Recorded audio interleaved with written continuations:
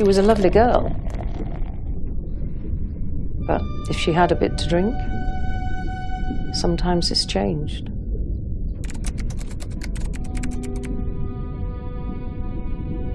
She wanted company and a good time, yeah, okay, absolutely.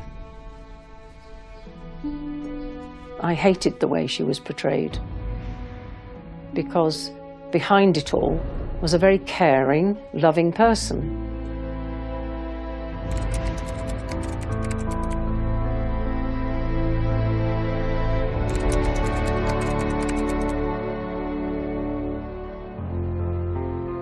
We were just looking for the truth. But the truth kept coming back to Dr. Jones.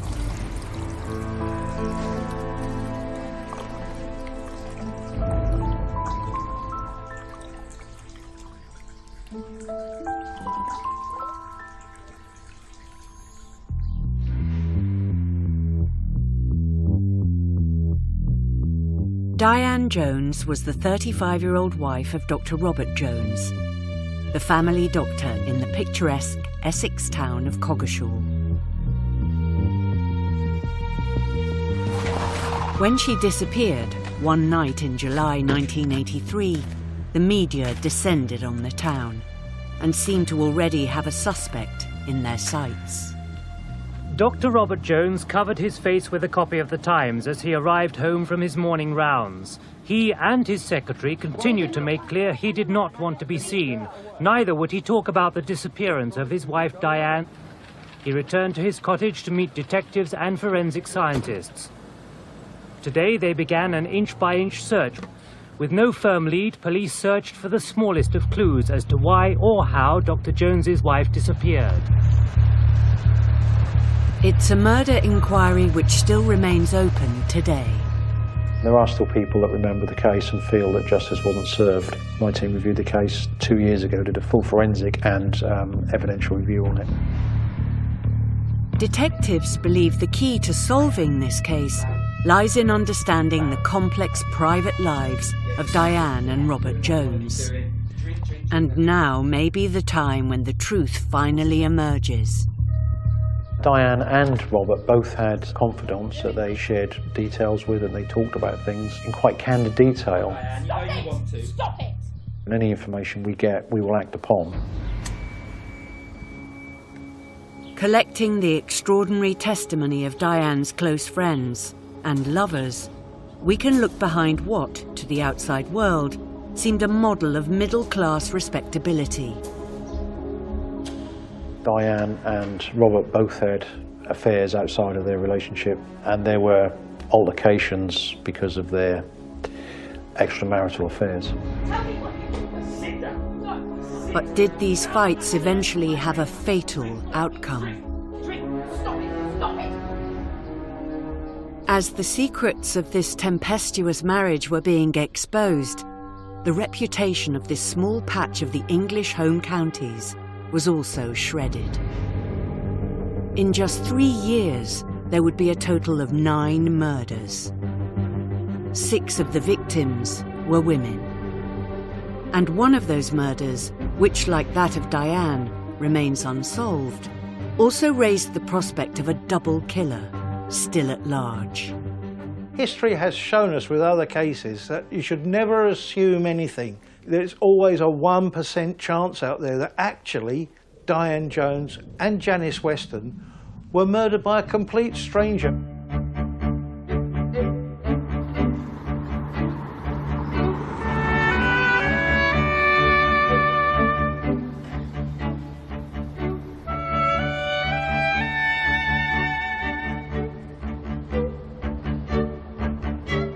It's the most unlikely setting for a series of brutal murders.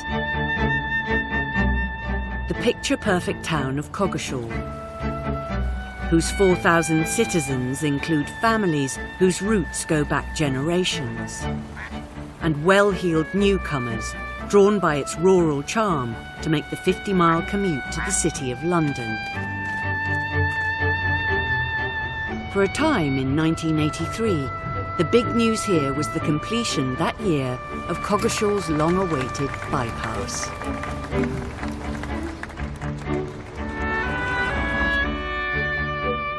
had a big party on the street to celebrate the opening of the bypass.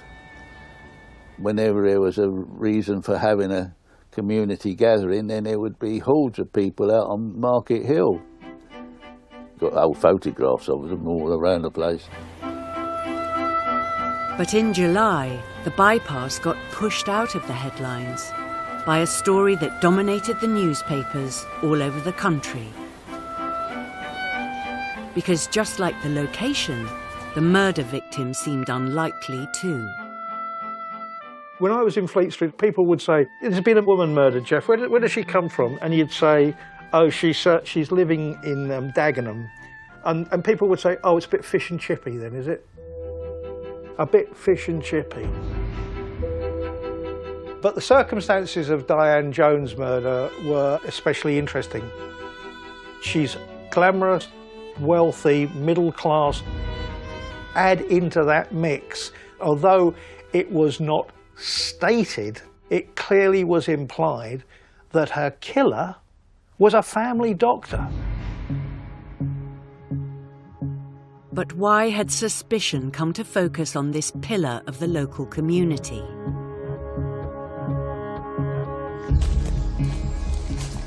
Diane's partly decomposed body was found in a wood in Suffolk, 30 miles from Coggeshall, 3 months after she had seemed to vanish without trace.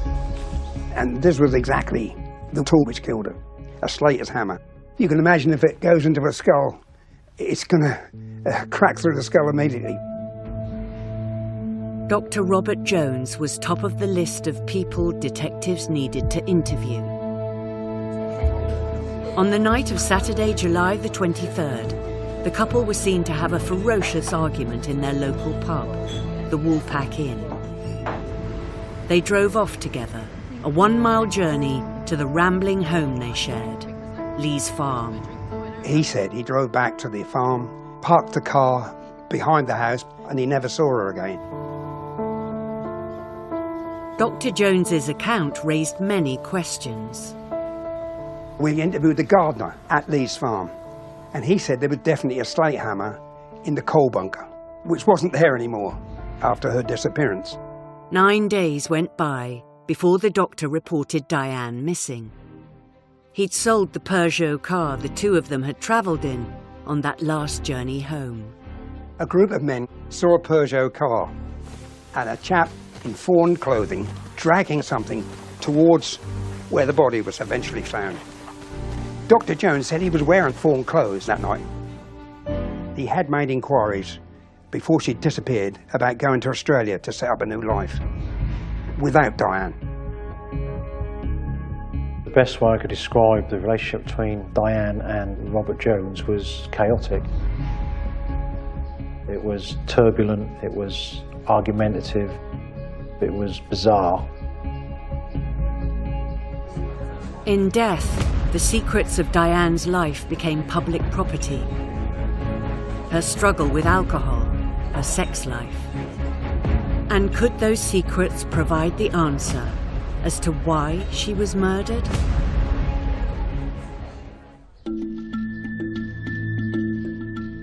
Detectives hunting Diane Jones's killer discovered that by the end, her personal life was a disaster. But it didn't start out that way. After all, she came from a close family, from a picturesque village, Tealby in Lincolnshire. What we do know about Diane is that she is a single child. There's an early sense of Diane where she is happy-go-lucky, she's outgoing, very sociable. She kind of engaged in school but was a little bit rebellious, but she did go on to do a hairdressing course and actually gain a qualification, which kind of set her up professionally. Diane kept in close touch with her old friends after her move south to Coggeshall. In 1980, they began to hear stories of an exciting love affair with the town's handsome family doctor. Albeit a man who'd already been married twice and had 3 children. I could see why Diane fell for him. He was a very personable man, very charming. She saw something that she wanted and somebody who lived in this lovely house. She often told me how lovely the house was. But there were already alarm bells. By this stage in her life, Diane was starting to drink heavily. She'd gone to the GP surgery in Coggeshall to ask for help. The doctor-patient relationship is a unique relationship. It's characterised by power, but also there's a real sense of trust within it. Doctors shouldn't use patient-doctor relationships to pursue romantic or sexual relationships. Before long, it became clear that life at Lee's farm was far from idyllic. Diane used to ring me up any hours of the day, night, saying he's going to hit me or whatever. Was he one of the local boys? I'm not going to have a fight with you. Can we just have a nice Stop evening? drinking! At the same time, Robert would take the phone from her and saying, I'm not doing this. So I really wasn't sure. In December 1981, Diane gave birth to their child, a daughter. But the relationship with Robert Jones was just as stormy. Diane had rented a small flat on Malden Road in Colchester, 10 miles away, where she went to find refuge, but also found company. I met Diane basically on the way to a pub. It soon became apparent that Diane liked to drink. One thing led to another, and then we became more than friends, shall we say. Without being too graphic, I was 22, and this was 7 doors away or whatever, and it was easy peasy on your doorstep. She wanted company and a good time, yeah, okay, absolutely, why not? But she was only really fun when she was having a drink. I don't suppose I was worldly wise enough to pick up on the real internal turmoil that she was going through. An older, more experienced person would have spotted it straight away, that this is a woman or a girl in real trouble here. But not my concern, you know, not my circus, not my monkeys, as it were. But Diane's old friends did sense her developing turmoil. She sat on the carpet and she was very weepy, which is very unusual for Diane. She was always smiling, happy, jovial. And she mentioned how petrified she was of this chap, Mr. Jones, or Dr. Jones or whatever. Well, I thought, my God, what's going on? And I actually, because she had some marks on her little face, I thought, and I remember saying something, did he do that? And didn't answer that. Diane came up to stay with her father. She began to tell me her daughter had been taken into care. It was to do with the baby being there with the two of them fighting. No, sit down on that chair and drink! Diane had been ringing the police. Drink. Stop it. Stop it. The baby had been taken in the first place because she had rung up one time too many. They used to fight like cat and dog. Social services decided that the child wouldn't be safe in that environment, which for a GP was quite embarrassing, I suppose. Diane had an agonising decision to make. It seemed she would now have to choose between her child and her lover. She was told that she could have the daughter back if she didn't stay with Robert. So that was what she did. She came up to stay with her father so that she could be with her little girl. Diane, with her baby daughter, seemed to have finally broken free. But her freedom would prove to be short-lived. Robert Jones wouldn't be cast aside. Robert followed her up some weeks later and told her that he couldn't live without her. And she was quite besotted by him, as I think he was with her. She was At the house, Dr. Jones was in a different room speaking to her father, having a serious talk, unquote. Diane was about to give up her brief bid for independence. We never expected her to say to me, "Ros, I'm engaged." She got this lovely engagement ring from him.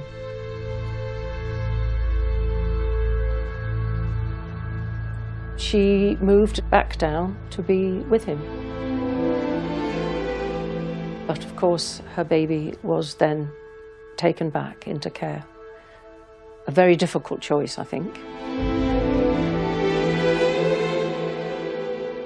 I think for her, losing Robert was the more painful of the two. Also, there was less responsibility required from her in that relationship. Whereas if she was going to be the mother to her daughter, she would have a lot of responsibility, and it would also mean that she may come second to the child at times when she really needs to be someone's priority. The couple were married in September 1982. Lee's Farm was now the marital home. But Diane kept on her flat in Colchester. And before long, she was back there again. The reasons, you know, she gave me, without any prompting, was she was scared of her husband. She was absolutely scared of him. Her words to me were, "I'm scared he'll find me." One night, he did find her, when I was at the flat, her flat, and we were asleep. He was drunk. He was absolutely, I mean, he was steaming drunk. That's my wife, it's that flat! Robert, will you leave? Done that! Get back off. All right, back off. He went to hit me, missed because he was drunk, and basically I just hit him, and he fell down a flight of stairs. Back off.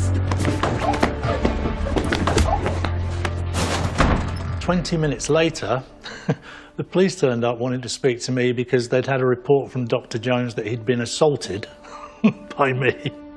But it turned out the doctor had left out one important detail. Diane said, "I've got a restraining order against him." So she gets this restraining order out and shows it to the police officer and said, "Well, he's in contravention of a restraining order anyway." And that was the end of it. In a marriage that lasted less than 12 months, police became familiar with this warring couple. Their animosity came to a head on their last night together. She had been to the hairdresser's that day, wore her best clothes, so she expected it to be a special occasion. But when they got to the Woolpack, they were heard arguing. She said, "I'm not going home with you because you'll beat me up again." She'd had quite a bit to drink. She was that bad.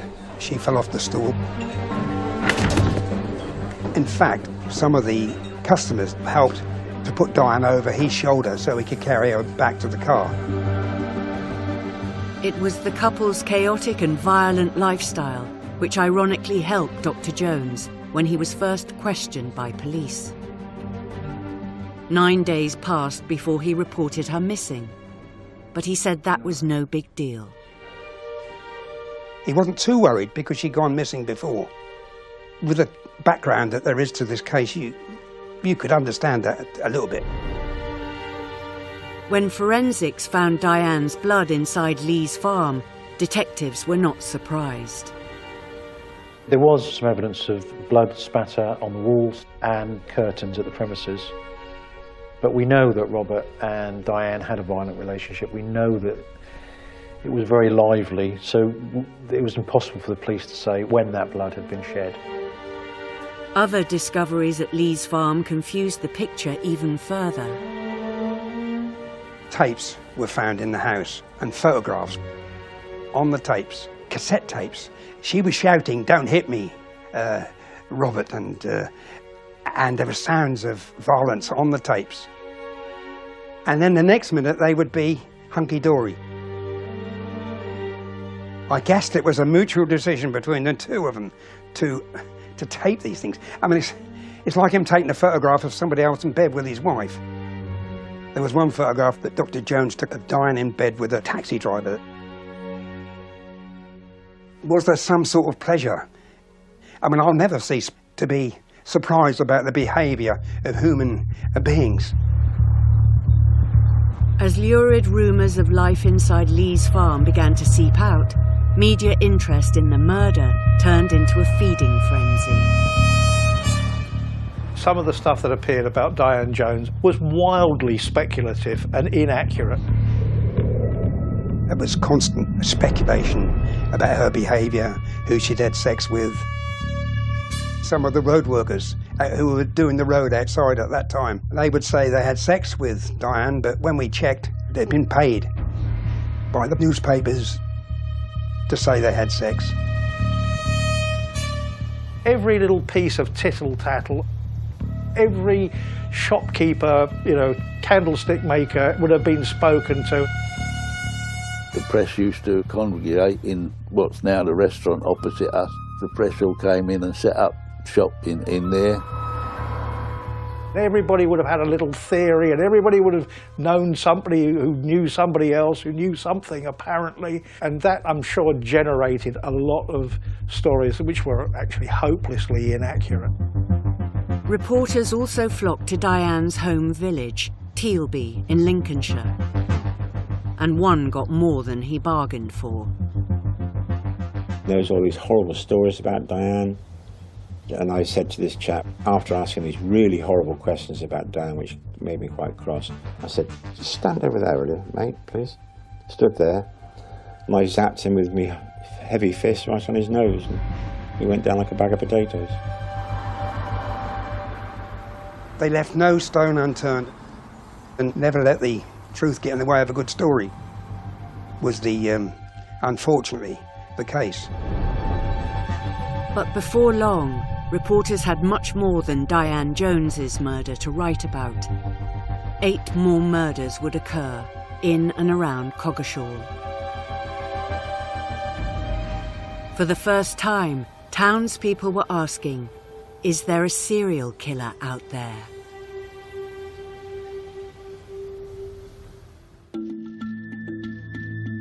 Three weeks after Diane Jones went missing, in July 1983, a body was discovered beside the busy A1, 50 miles north of Coggeshall.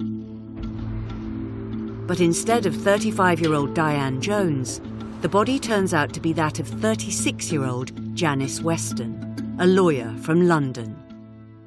There were similarities in the way that both women had died. Both women had suffered head injuries, blunt force trauma. Neither woman had been sexually assaulted, and neither woman had been robbed. If these two murders were linked, what sort of person was going to be involved in this? The police came under increasing pressure as media interests spiralled. Let's face it, the reason that these murders made such headlines was the profile of the victims. They were professional, middle class, they were both fairly glamorous. There's a term in the media that talks about when there's not much goes on in the summer, there's not much news, and that's why they had the publicity. I think both of these cases would have always received a huge amount of coverage from the press and TV. The inquiry soon spread way beyond the area where the bodies were found. At that time, there were a number of unsolved murders of women across the United Kingdom, from the West Country to the north of Scotland.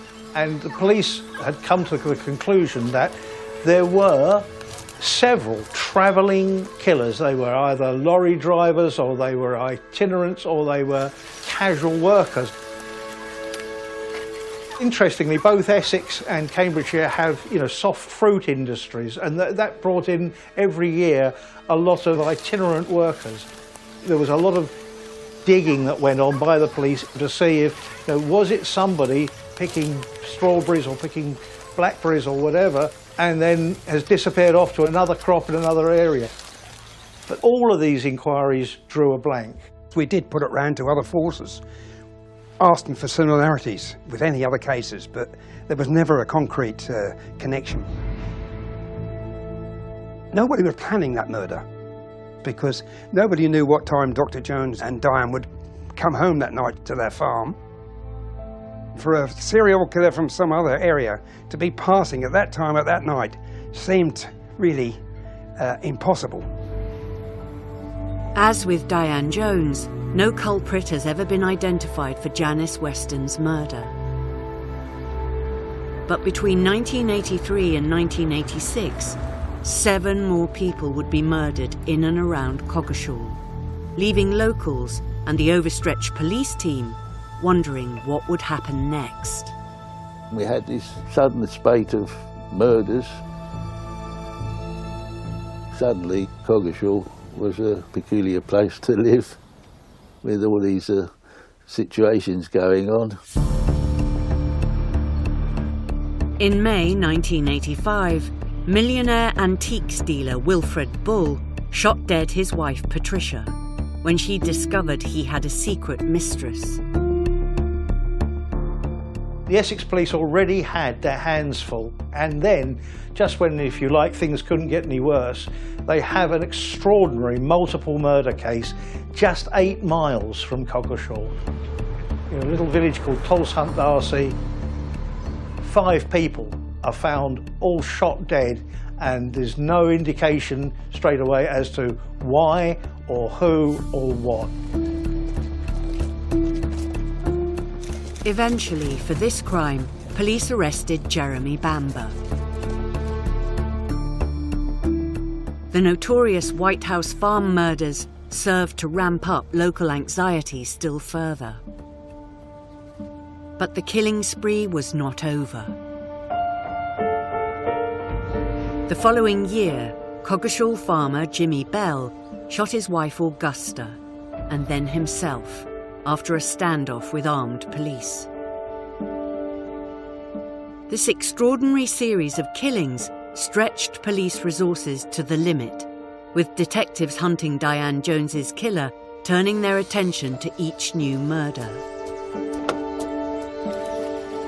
And 40 years ago, many of today's most critical crime-fighting tools hadn't even been invented. Today, the police have so many more tools.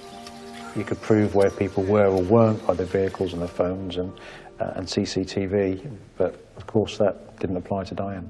The stuff we now see on CSI on our television screens, which is so slick and so formidable, modern forensic investigation was only in its infancy in 1983. There was very scant evidence that the police could use that might help them to identify who had A, killed her, and B, how did she get there? The person who murdered Diane, the big advantage they had, DNA wasn't available. Certain forensic tests, like the type of earth from that wood in Suffolk, could we find even a grain in anyone's car? All those forensic advances hadn't been made at that time. It's tantalising, but police believe this is a crime which today would be solved within minutes. These main roads are now saturated with what are called ANPR, that's automatic number plate recognition cameras. The first thing the police would do would be to say, right, there's a car as it drives into our patch. We did not have cell phone tracking. In 1983, there was nothing. Police couldn't amass sufficient evidence to charge Robert Jones, and so the murder inquiry began to wind down. Eventually, when we'd exhausted our inquiries, we released him. Dr. Jones returned to his medical practice in Coggeshall. 7 years went by, until in June 1990, he was arrested for a second time.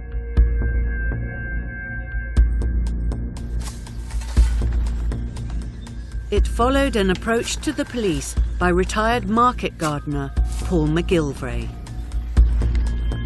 The story he related is the strangest aspect of this extraordinary cold case.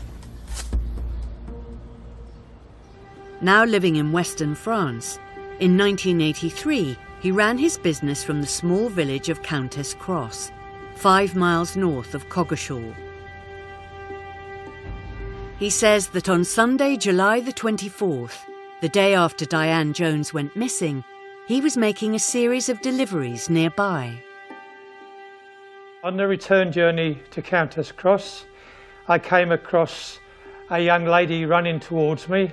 She looked through the window, took one look at me, went, "Ah!" and then turned round and ran back to where she'd come from. She was obviously expecting to see somebody, but not me. I wasn't the person she was expecting to see. He says that he set out again roughly 10 minutes later. When he passed the same spot, he noticed something unusual. The black car with square headlamps, and the whole of the front end was jacked up in the air. So I pulled up alongside to say, well, what is this? I looked inside the car and there was a woman laying dead. Definitely the woman I saw running towards me some 10 minutes ago. It was now laying dead, flat out in this car. As I'm looking at this, my near side door started to creak. Somebody was trying to open the door. And as I looked across, I could see in my wing mirror a hand with an axe. Immediately you see something like that, I drove as quick as I could to avoid somebody killing me, because I believe the person who had killed that woman was likely to kill me. Paul McGilvray claims that he reported what he'd seen to Essex police right away, but wouldn't give his name for fear of being targeted by the attacker. It was only when the story of Diane Jones's murder became public that he says he realised the significance of what he'd witnessed. The face I saw in my window was the face that was in the newspapers. I believe that I'm the last person to have seen Diane Jones alive. And the witness went further, naming the man he had seen at the roadside. Dr. Jones was the person who tried to kill me after he killed his wife.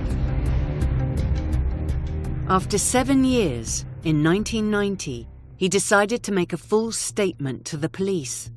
A member of the public comes forward and said that they saw Dr. Jones around about the time that Diane went missing. That information was investigated by the inquiry team at the time.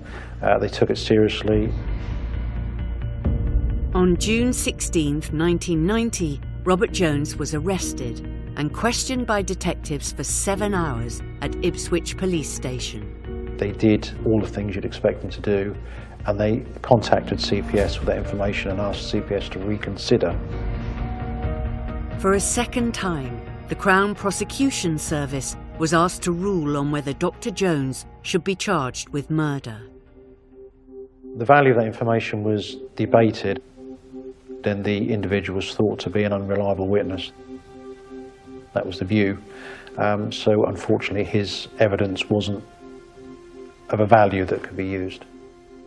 Is this something possibly that you could have mistaken what you saw? No, not in the slightest. I couldn't have mistaken her coming towards me. I couldn't mistake her looking into my window. I couldn't mistake the fact that I stopped and I looked back. And the man that was holding the axe was still holding the axe, but was ducking down and trying to hide himself behind the front of the car. Basically, no, I wasn't mistaken at all. High-profile crimes sometimes attract so-called witnesses who simply want to share the limelight. It's an issue that the police have to take into consideration, and obviously the courts do as well. Is this person genuine? Are there any concerns around the testimony? Paul McGilvray's meticulous account, all of it officially dismissed, remains one of the most bizarre features of the entire case. the suggestion being that he simply made the story up. Why would I want to? No, I'm sorry, but why would I want to? You try and be an honest man and it gets you nowhere. If you tell a pack of lies, it's okay, but if you want to be an honest person and speak honestly, you're getting nowhere.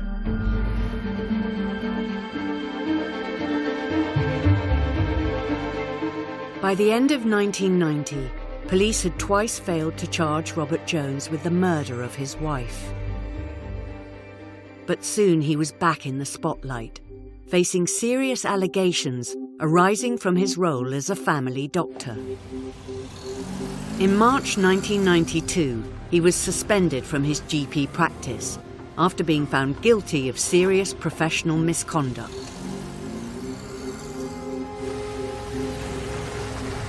Dr. Jones' barrister said his client was a caring doctor with an unblemished 22-year career, but the General Medical Council criticised his defective clinical methods, and in particular his failure to carry out a proper medical examination. At the end of his suspension, Dr. Jones will face another hearing when he'll have to provide evidence to show that his clinical skills have improved.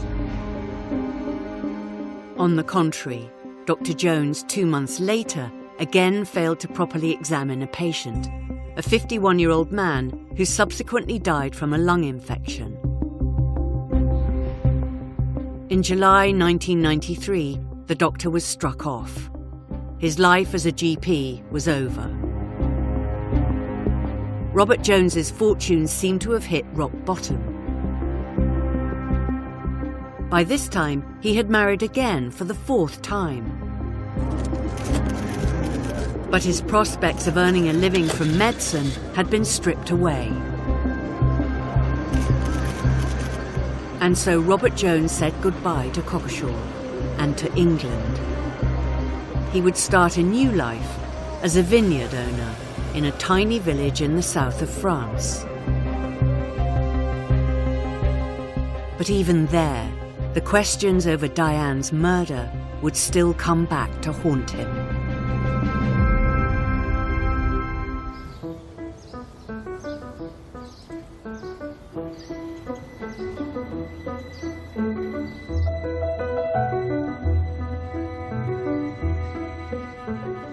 The village of Mont Blanc lies in the deep south of France. A community of 3,000 people, less than 10 miles from the Mediterranean coast. In terms of size and population, it's not too different from Coggeshall, 800 miles to the north. And it's here, once again, in an elegant property on the outskirts of the town, that Robert Jones began a new life some 25 years ago. Leaving behind the one in which he remained prime suspect for the murder of his 3rd wife, Diane. To his new neighbours, he was something of a mystery. Je n'entendais jamais parler, moi, à mairie ou pour quoi que ce soit. Quelqu'un de presque invisible, très discret. Having parted from his 4th wife, Robert Jones and a new partner tried to establish a guest house business. Following that, he bought a few acres of vineyard and began to grow grapes, turned into wine by the Mont Blanc Winemakers Cooperative. À la fois discret parce que bon, il se retrouvait entre gens parlant anglais, ce qui était un peu normal, hein. Mais après, au niveau de la coopérative, il avait de très bonnes relations et tout, avec les autres viticulteurs. Du tout, aucune connaissance de la vie en Angleterre. On avait l'impression, bon, la seule fois où il m'a parlé de problèmes avec son ex-épouse, il m'avait dit ça me fait trop mal, je ne veux pas en parler. Donc il n'en parlait pas. With the inquiry into Diane Jones's murder still active in the UK after 40 years, with detectives' hopes pinned on finding new evidence or new forensic techniques, their prime suspect was to slip from their grasp once again. In March 2023, at 80 years of age, Robert Jones collapsed suddenly at his home. Whatever secrets he held about the murder would never be revealed. Je sais qu'il est décédé brutalement, il y a quelques semaines de ça, apparemment un problème cardiaque. Il avait une amie qui n'habite pas Mont-Blanc, qui habite une autre commune. On n'avait aucune idée qu'il pouvait y avoir une enquête en Angleterre sur ce monsieur. On ne le savait pas. The death of Robert Jones doesn't halt the cold case inquiry into the murder of Diane 40 years ago. Now that Dr. Jones has died, it changes the inquiry in so much as that it's harder for us to get closure. But this file will be kept open and we'll deal with any information that comes in. To be candid, Dr. Jones was the suspect from early on and remained so throughout the inquiry. Robert Jones was arrested twice, detained and interrogated for more than 60 hours. On 3 occasions, the Crown Prosecution Service told detectives they still believed there was insufficient evidence to charge him with the murder of his wife. He went to his grave, in the eyes of the law, entirely innocent of any involvement in the crime. But still, detectives believe there may be new lines to follow. We know that Robert Jones married again after Diane's death, and we know that he had other relationships after Diane's death, and we would be very interested in speaking to those individuals. Police believe that in this small community, someone who knew the couple could be guarding the secret. Diane and Robert both had confidants that they shared details with, and they talked about things in quite candid detail. The police have recovered some of those over the years, but there's also other conversations and contacts that we didn't manage to reach, so we'd very much like to do that. Detectives who worked on the case for years have also now had decades to consider whether they did the right thing. I think any uninvolved person might understand why he was our main suspect and why he still remains the main suspect. But if someone comes forward with something else, I'm sure the police would jump on it like a ton of bricks. For the sake of Dr. Jones' family, and for the sake of Diane Jones's family. She did not deserve this. She just didn't deserve it.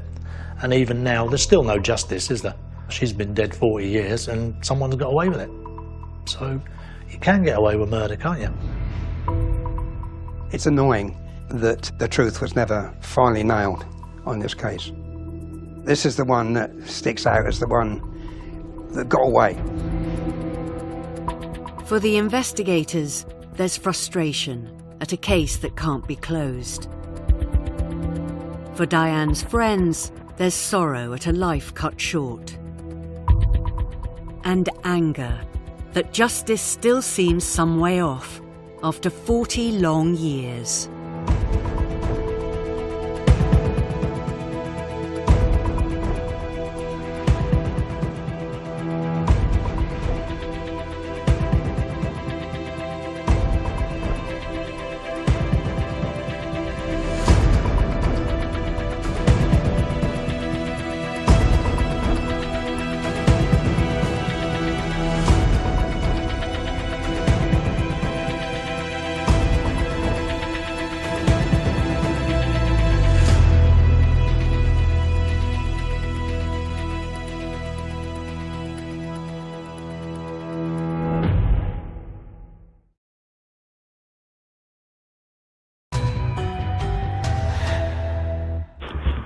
Come on, buddy. Just constantly shot to the face. To the face, boy. Right here on the side. You might know anything about it. He's one of the DA prosecutors. Before 2013, only 11 prosecutors in history had ever been killed in the line of duty. This case changed that number to 13. Prosecutors are aware of the risk that comes with the job, but I think the general public doesn't really think that a prosecutor's job is that risky. I remember one time I was working on a case where I was leaving the courthouse late at night by myself, and that particular case involved the defendant who was in a gang.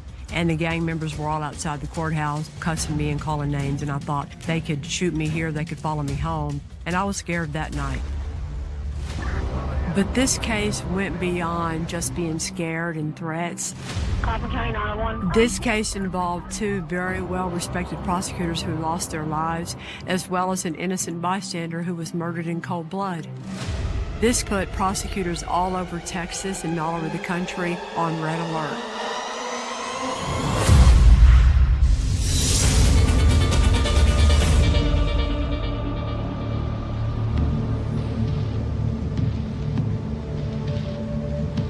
Coffin County 911. Yes, we've got a gentleman on Grove Street and Madison that just got shot. I know. He got a shot in his face. I am at the office that morning. I'm sitting at my desk, and I look out the window, and I see two detectives running out to the parking lot. So I called up to dispatch, and I asked, hey, what's going on? The dispatcher told me that they had just had a report of an attorney being shot outside the courthouse. Come on, buddy. Take your breath. Upon arrival, there were first responders there that were trying to render aid. Come on, Mark. The victim was Mark Hassey from the DA's office. Come on, buddy. He just constantly shot to the face. To the face, right here on the side. We had already started kind of cordoning off the area, creating a crime scene. There were a few witnesses there, and there are officers already conducting searches for evidence. We found out that a silver sedan had been broadcast as the suspect vehicle. So the focus was find this silver sedan. As we are driving through neighborhoods, I came across one of the ladies that worked in the DA's office, and she was getting out of her car. And I said, hey, there's been a shooting. And she looked at me and she's like, I know, it was Mark. And then she told me that he had died. It was just shock. There's just so many unknowns. We don't know why Mark was targeted, and we don't know who we're looking for other than a silver sedan. And so the schools are getting locked down, the courthouse is getting locked down. It was controlled chaos. He was a good guy. He didn't deserve that. I met Mark Hassey back in the late 90s. I got a job with the district attorney's office in Dallas County. He was representing someone in a family violence case, but he had been a prosecutor in Dallas County before that for quite some time. He's kind of a nerdy guy. He would almost always have a crazy sweater on. And so they're one of those things that you look for. You see somebody walking down the hall wearing a crazy sweater, you know it's Mark Hassey. Mark had no spouse, Mark had no kids. Mark had a brother a little older than Mark, and then Mark's mother. That was all the family he had. I was a detective for the sheriff's office when Mark came to work for the Kaufman County DA's office. There were 4 felony prosecutors. Mark was one of them. Working with Mark was an amazing experience. When he found out I had an interest in the law, he mentored me. He took the time to really delve into the cases with me. As a prosecutor in Kaufman County, he really, really had a strong sense of justice. He was a warrior. My phone blew up with prosecutor friends from North Texas, throughout the nation. This really rattled the prosecutorial community. When prosecutors all across the country heard about Mark Hassey being shot as he walked to the courthouse, every one of us thought, it's got to be related to work. It's got to be somebody he's prosecuted before. It's got to be somebody he made mad because he went after him. The Kaufman County DA's office couldn't take this on. They couldn't be objective. So someone else had to look at this and decide who did it and can we make that case and prove it. So Kaufman County appointed special prosecutors from Dallas County. We were asked very quickly if me and Toby would consider coming out there to help the investigation. Bill and Toby were immediately called upon to be special prosecutors, so they were able to get to the crime scene while it was still fresh. That's probably a pretty rare thing to have happen.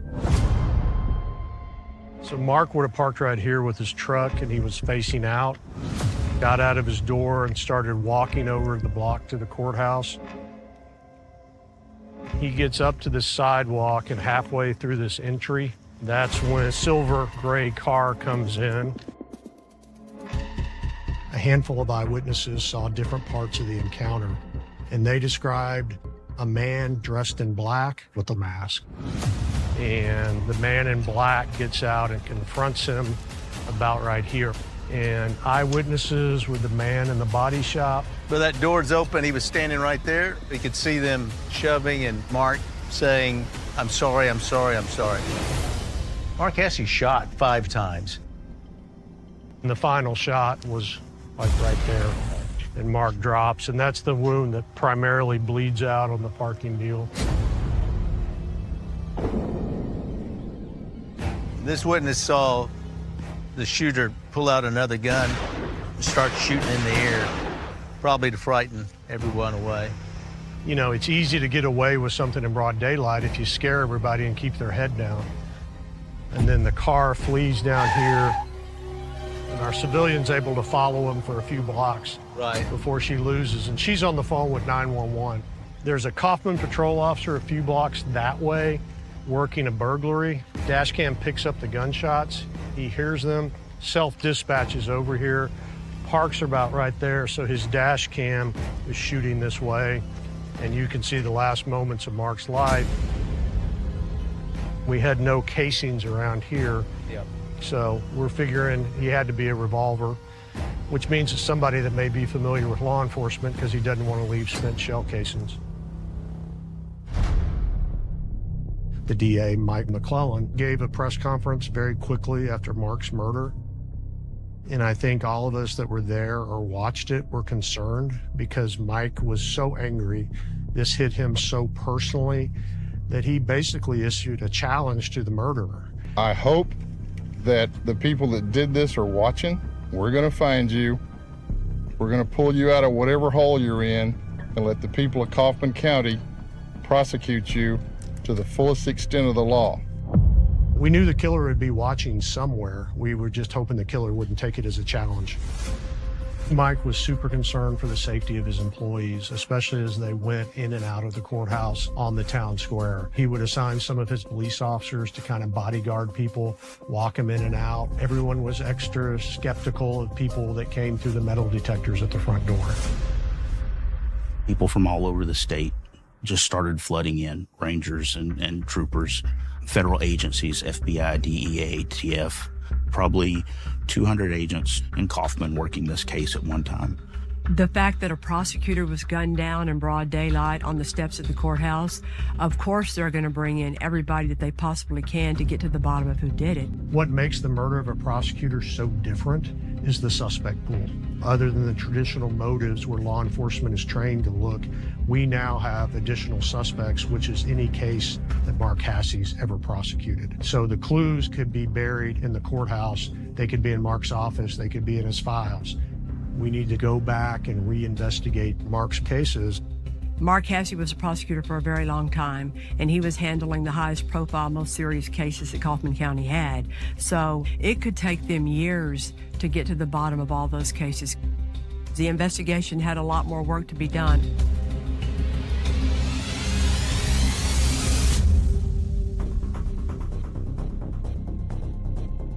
In the months that followed, Kaufman County is still trying to figure out who killed Mark Hasse. I was home with my family in Dallas, looking forward to Easter Sunday, and I got a call from the police chief of Kaufman that said, "Bill, the sheriff wants you out here. Mike and Cynthia McClellan have been found dead in their home." I hope that the people that did this are watching. We're going to find you. We're going to pull you out of whatever hole you're in.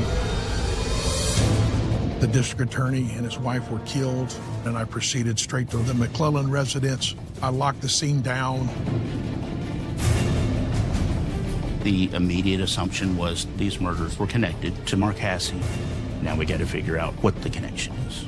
We don't know who we're looking for. We don't know if there's other targets. We don't know who's next. The killer said, "We will not be stopped."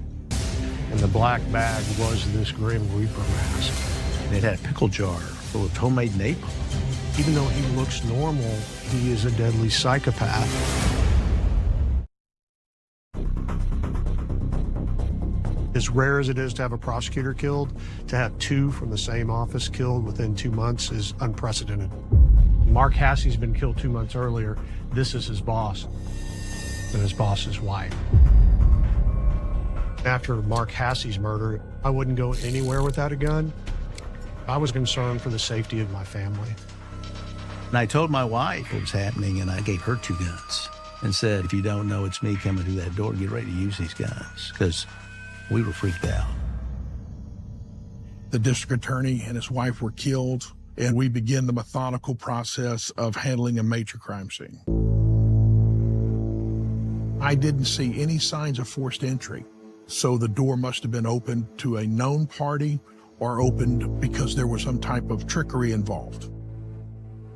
I noticed that there was quite a bit of firearms-related evidence there. Cartridge cases.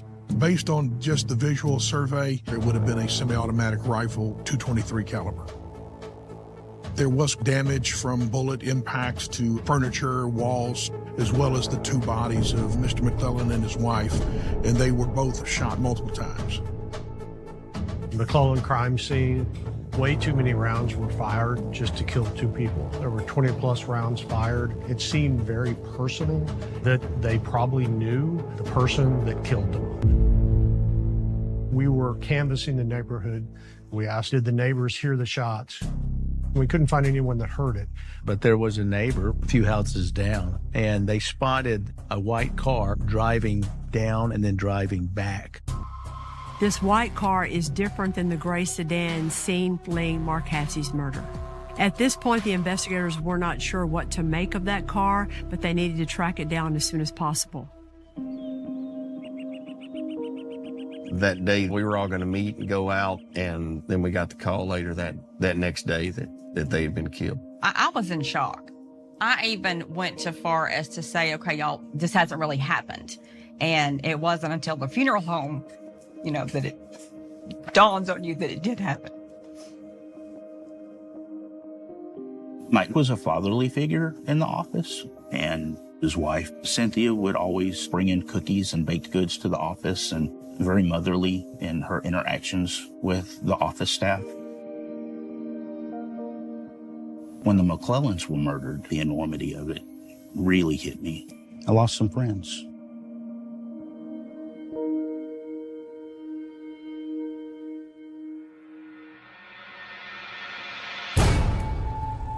The command post opened back up Easter Sunday.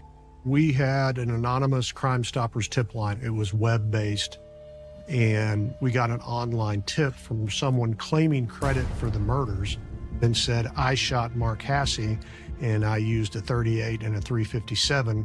That's somebody that has some knowledge that hasn't been released publicly. So we had a pretty good idea that we were interacting with our actual killer. The email said, do we have your attention? As a show of good faith, have one of the county judges resign by Friday, or the killings will continue. We will not be stopped. What was really unique about this tip, it was somebody that was fairly sophisticated at that point with the internet. They were using an IP anonymizer. That's the program for somebody to start masking their identity online. So it makes it more difficult to trace. So we were not able to track down the person who wrote the tip. To me, the similarities with Mark Hasse and the McClellans were overkill. Mark Hasse's was shot 5 times with the revolver. Mike McClellan was shot 16 times. Cynthia 4 times with a rifle. And it looked personal. They have to be connected. We found out Mark Hasse and his boss, Mike McClellan, only tried 1 case together, and that was in 2012 when they tried Eric Williams. Eric Williams had been tried for the theft and burglary of computer monitors from the courthouse. Eric Williams had actually been a commissioned police officer, and then he was elected Justice of the Peace in Kaufman. Justices of the peace are pretty prevalent in the South. My dad was a JP, and believe it or not, they don't need to be lawyers because Daddy sure wasn't a lawyer. They're elected every 4 years, just like every other government official. They can marry people, but they also deal with traffic tickets, Class C misdemeanors, usually the things where all you have to do is pay a fine. That's what you go see the JP for. Eric was accused of stealing from the courthouse. Dad approached him and said, hey, resign or I'm going to prosecute this. He refused. Eric Williams is a very, very smart man, very high IQ. I think he thought he could beat it and went to trial and he got convicted. The courthouse surveillance footage of a man stealing, seen here, was used in the criminal court case against former Kaufman County Justice of the Peace, Eric Williams, who was convicted in the theft of computer monitors. You're a JP who's been prosecuted for any kind of theft. You can lose your license, you can lose your livelihood. That's going to devastate your life. So we made the decision to try to do a knock and talk on Eric Williams to see if he's involved with the murders. We sent 2 officers over to his house, and in fact, when they knocked on the door and said, can we come in and talk with you? And the lawyer that Eric was, he actually said what he was thinking. He narrated his thoughts. I know I shouldn't, but yeah, guys, come on in. Do you have anything to do with it? No, absolutely not. If you give us the weapons that you own, and look at your house, make sure there's no weapons there. I mean, I don't think that's asking a whole lot if you didn't do anything. But that's not going to stop anything. Eric let them in, and they saw pieces of AR rifles in the house. The type of weapon used at the McClellan's murder. Since he was a convicted felon, he could not have any firearms. So, based on that knock and talk, we were able to get probable cause to search his house. We went in the house. It looked like somebody that's into computers and is on the internet a lot. Law enforcement did a quick download of his computer searches. He was kind of doing surveillance on Hassey and the McClellans. He was running license plates that were connected with the addresses, neighbors' license plates, trying to get a pattern of life. This eagle-eyed investigator we have found a note in his kitchen. It said, this looks like a Crime Stoppers password. The Crime Stoppers tip line was web-based. The system itself is set up to be anonymous. However, the person that gives the tip is assigned a unique password. And when we tracked it back, that's how we knew it was Eric Williams that had sent the tips.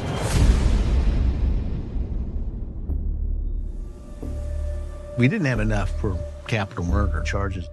So we had this terroristic threat charge that we had enough evidence to be able to lock up Eric.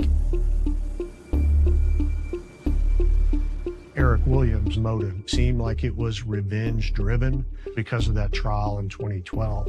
We hit pieces of AR rifles and his computer searches, but we didn't have cars and weapons to connect Eric Williams to the murders. The next day, my cell phone goes off, and a friend of Eric Williams calls me. He had seen the coverage of the search warrants, and he goes, I don't know if this is important, but I rented a storage unit for Eric Williams. I thought, oh my God, it's actually happened. We're going to find something that linked Eric Williams to those murders.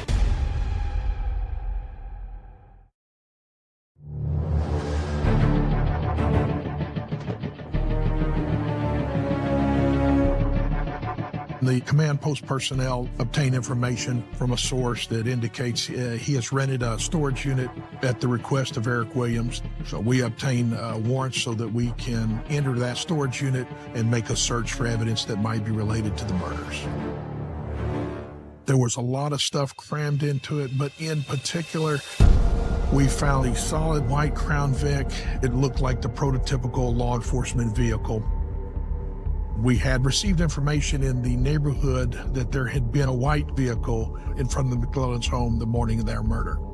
We found law enforcement-related memorabilia. We found tons of firearms-related evidence, some .38 caliber weapons, quite a bit of boxed ammunition. But what struck me is we found 223 caliber bullets. the same bullets that were fired at the crime scene. In the storage shed, Eric Williams had ejected a live round into a plastic container, and the tool marks of the ejection site matched the 20 rounds found at the house. That was a smoking gun. We've got enough now to move forward with capital murder charges.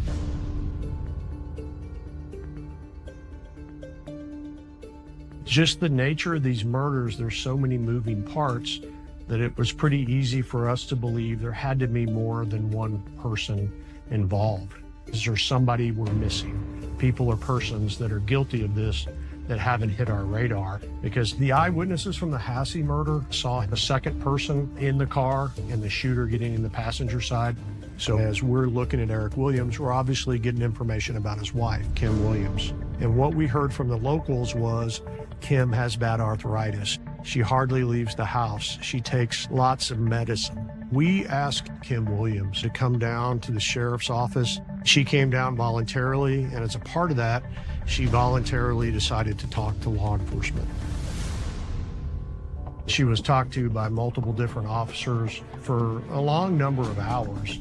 Finally, she broke down and gave us that she and Eric were the killers.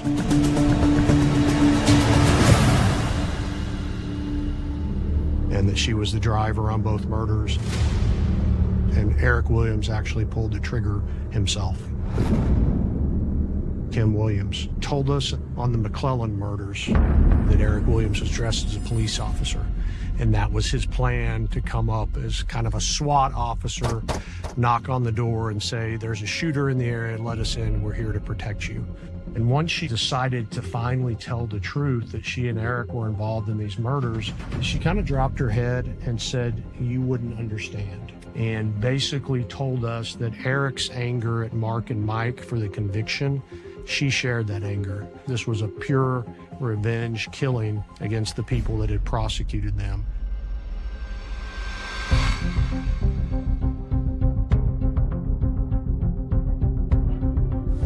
Because two Kaufman County prosecutors murdered, that entire office can't handle this case. They're conflicted out for all kinds of reasons. You're going to have to call in somebody new who's an outsider. And so Bill and Toby were appointed as special prosecutors for Kaufman County. It's a unique position because it's not your home territory, and you have to learn as quickly as possible to do things their way, at the same time bringing all of the knowledge and experience that got you appointed as a special prosecutor in the first place. We wanted more information from Kim Williams against Eric Williams. Toby and I talked extensively. You never really trust an accomplice unless you can corroborate them. They had to tread very lightly in figuring out how to handle her, how to deal with her, and how to use her as a potential witness. We didn't have the murder weapon from the Mark Hasse murder and from the McClellan murders. So when we talked to Kim, she said Eric Williams threw the guns from the Hasse murder into Lake Tawakoni. So DPS brought in their dive team. The lake they were searching was just zero visibility. So it's like fingertip searches by feel, kind of in chocolate milk. They were out there probably 30 days total, spread over almost a year of searching. We were hours away from abandoning the search. We're never going to find anything when we got the phone call that the dive team had found guns in a phone. When the guns and the phone came up out of Lake Tawakoni, they were in a black bag. And we didn't think much of the black bag until we dried it out. And the black bag was this Grim Reaper mask. So it had the guns that were used to kill Mark Hasse contained in the killer's mask. Eric Williams wanted his face disguised from the witnesses, but he also wanted Mark Hasse to be able to recognize exactly who was about to kill him. And that's when witnesses heard Hasse say, I'm sorry, I'm sorry, I'm sorry, right before he was shot by Eric Williams. So we knew Kim Williams was at least telling us the truth because everything she told us was corroborated with physical evidence. Bill and Toby decided to try Eric and Kim Williams separately.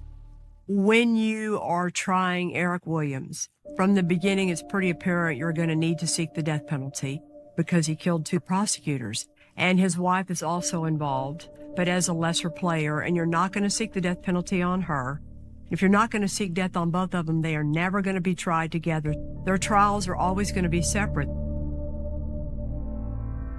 We had 3 murders and 2 separate incidents. So we put a lot of thought and we went to prosecute the McClellan murders first. Eric Williams' beef was with Mark and Mike. He shot Mark in public by himself. He could have done the same thing to Mike. Instead, he chose to kill Mike at home, knowing Cynthia would be a witness. There was absolutely no reason for Cynthia McClellan to die.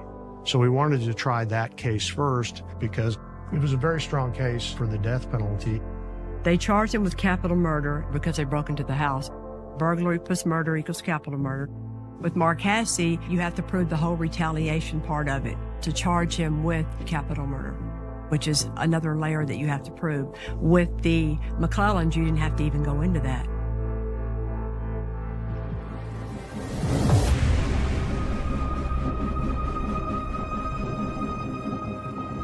There's circumstantial evidence, forensic evidence, fingerprint evidence, ballistic evidence, and finally you will hear a confession this man made to the murders. He sent an email into law enforcement claiming credit for the murders, thinking he would remain anonymous. Well, he was wrong. When I did the initial opening statement and I turned that email into Crime Stoppers a confession, he got very agitated at the table and was trying to stare me down. But that's because he's a psychopath with a huge ego that thinks he's smarter and he can get himself out of any situation. Because he'd gotten away with 3 murders.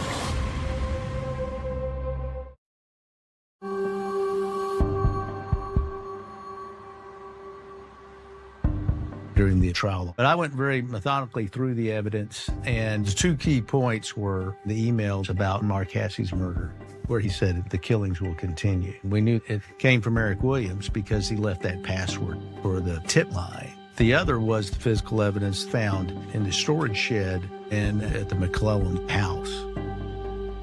What conclusions were you able to draw after examining that live cartridge? That the marks on the case of this cartridge indicate that it was cycled in the same firearm that fired all of the cartridge cases recovered from the crime scene.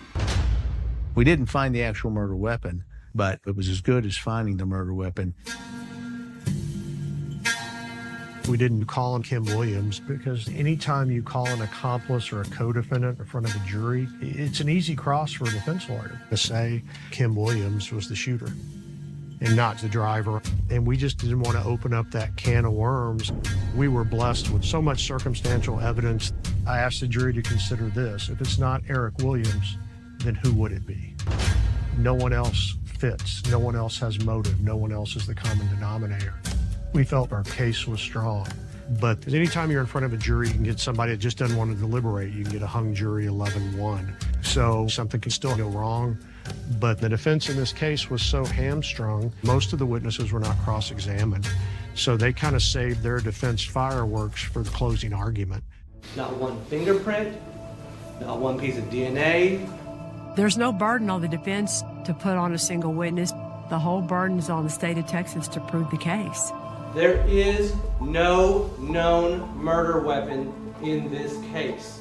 That is the core of the state's indictment, that Eric Williams went into the home and shot Cynthia McClellan. When you have a case like this where the evidence is so strong and so compelling, the only argument you usually are going to be able to make is reasonable doubt. Can a jury say, based on this evidence, beyond a reasonable doubt, Eric Williams is the person who killed the McClellans? It's like a net. You piece it all together, and it tracks Eric Williams. We have proven this case beyond a reasonable doubt, and we'll ask you for that verdict.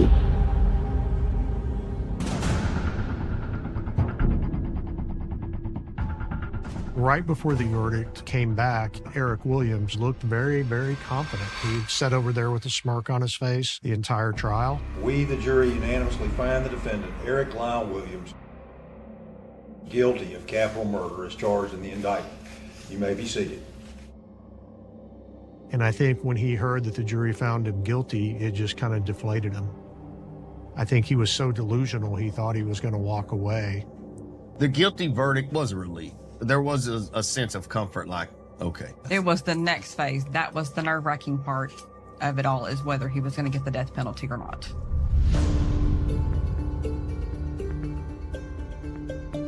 The challenge here for Bill and Toby was, would a jury give Eric Williams the death penalty? Because you're talking about not your usual capital murder defendant. He was an elected official.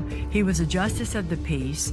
He was law enforcement. He worked for the people of Kaufman County for a number of years, and everybody thought he was a good guy. So are you going to give somebody like that the death penalty, or is life without parole a good enough punishment?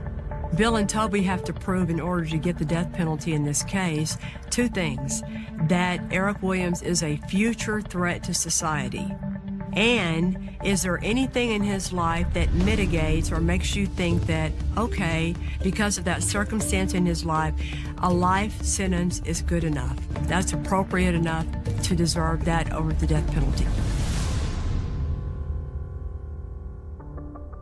Eric Williams was a Mensa member, so they couldn't say he was mentally challenged in any way. He was raised by two parents in a nice home out in the country. He's given every chance in the world. You know, he had a good job as a justice of the peace. So really, what was the mitigation going to be? Eric Williams looks like every man. And in fact, we made it very clear to the jury that even though he looks normal, he is a deadly psychopath.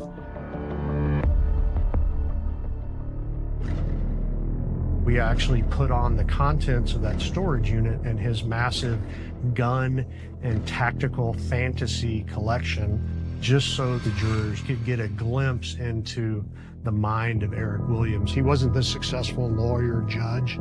He was really a violent, dangerous person. And whenever anything went wrong in his life, people were going to pay. Plus, in the punishment phase, we can put in past crimes, bad acts, anything we think might be relevant to helping the jurors. Take your seats, take the stand. We were able to track down a girlfriend from 1995. And he said, I have a gun. I have nothing to lose.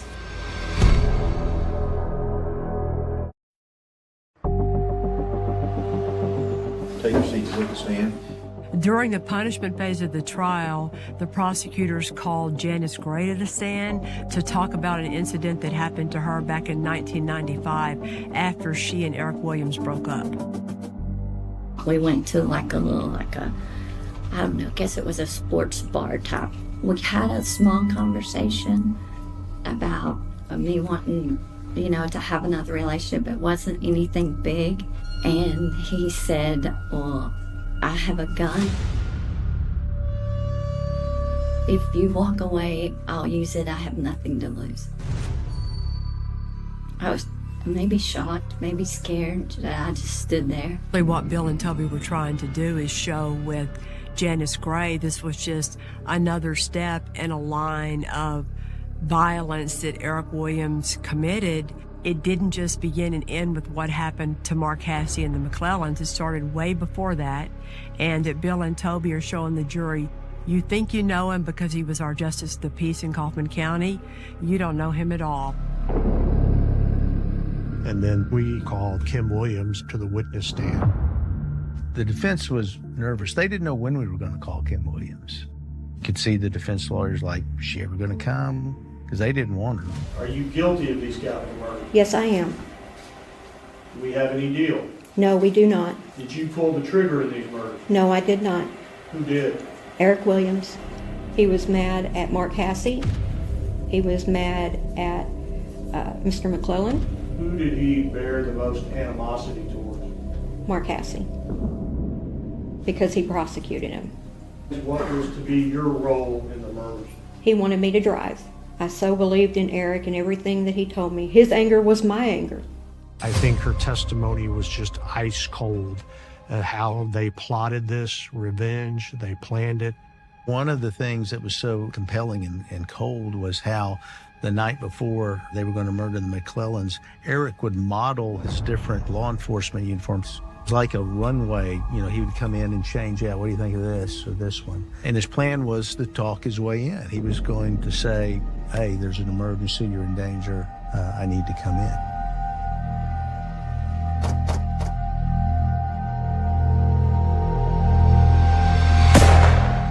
Once he goes into the McClellan home, what happens next? I hear shots. How many? A lot. What did he tell you about killing Cynthia McClellan? That she had to die because she would be there as a witness, and he described it as collateral damage. Kim provided a real glimpse into the sickness that was their life together. She talked about how they went to celebrate after a murder. How do you and Eric spend the rest of the day, the Saturday before Easter Sunday? Cooking out. Were y'all celebrating with steaks? That's correct. What was the mood like at the cookout? Happy. Joyous. The big piece that we really needed for her in a death penalty trial, we had heard about a potential hit list. And I think in our mind, we were thinking maybe it was written down. When we talked to Kim, she said, no, it wasn't written down. It was just a list that we talked about. In order to get the death penalty, we needed that hit list in to prove that Eric Williams was a future danger. After the McClellans were killed, were there more on the hit list? Yes. Who was that? Early Wiley.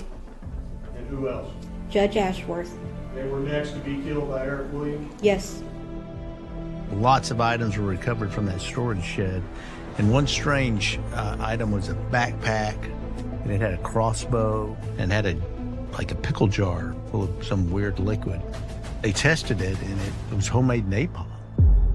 That was going to be very compelling evidence for the penalty phase. After the McClellans died, who was going to be next? Judge Ashworth. Why did he tell you he wanted to kill Judge Ashworth? He told me that Judge Ashworth was prissy, a prima donna. He got mad all the time at Eric. Where was the murder supposed to take place? At his home. With the crossbow? That's correct. What was the napalm for? I guess to drive in an extra kind of FU. He's going to bore a hole in his stomach and pour it in. Why are you cooperating with law enforcement? Why are you here testifying against your husband? Because those families deserve this, and I want to give it to them.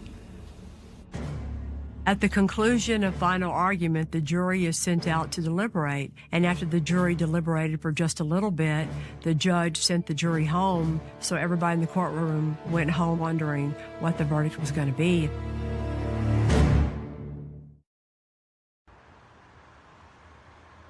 Anytime you've got a jury out and they go home for the night, that's a long night for the lawyers involved, no matter what side you're on. So maybe start second guessing ourselves, because if we don't give him the death penalty, he's going to keep killing. He's smart enough to be a danger behind bars, too. When we came back the next day, almost immediately, they had a verdict. Mr. Williams, the jury having found you guilty of the offense of capital murder, in this court to carry out the sentence of death. Was death. I think it was just an overwhelming sense of relief. Lawyers don't high-five after big verdicts. The community didn't high-five on this case. It was just relief that maybe we can try to get back to our normal life. It's not it makes everything better kind of feeling once they came back with the death sentence. People talk about it being a closure. There is no closure. That's not going to bring Dad back. It's not going to bring Cynthia back. It's not going to bring Mark Hassey back. You're still dealing with life without them.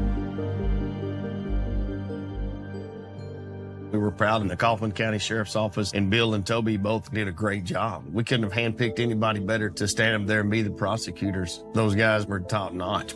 After Eric Williams' conviction and death sentence, we sat down with all the family members involved in law enforcement, and we got feedback from everyone involved.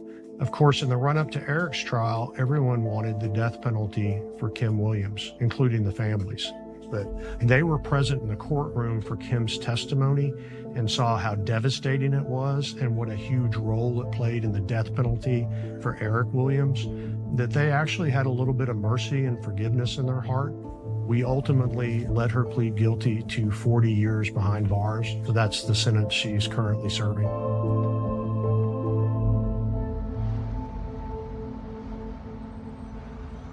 I never tried a death penalty case where I knew the victims.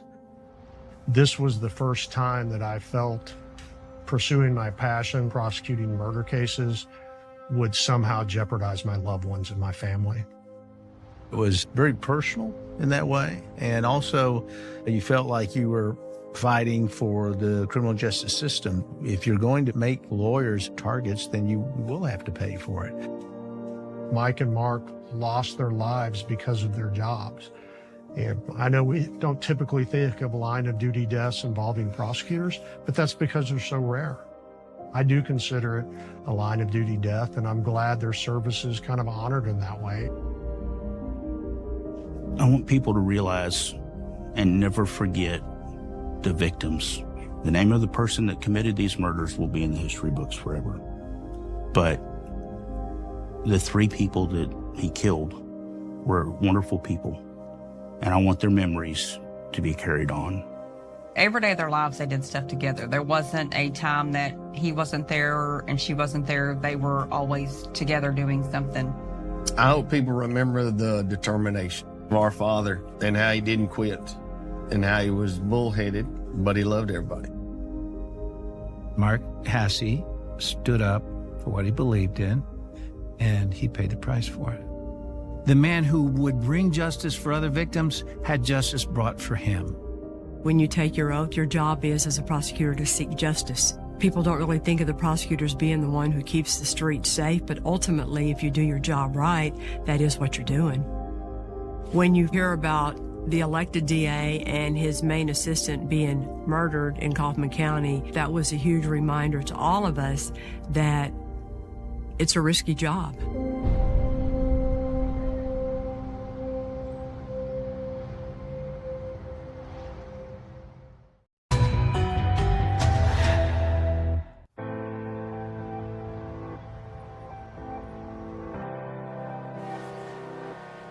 Once I thought I knew something, showed my hand and lost someone.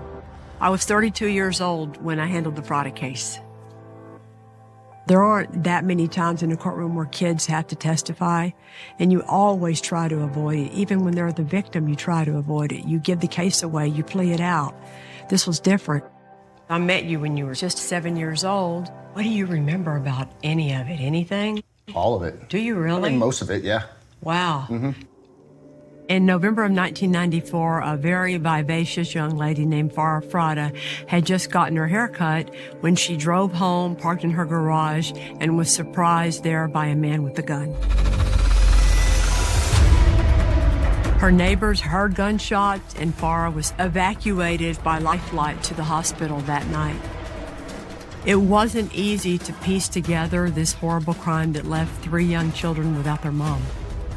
The investigators followed this trail that led through a whole bunch of pretty sketchy, shady characters, but it all led back to just one person. The first charges that were filed on this case made it land in my court. This was only my 6th death penalty case that I ever handled.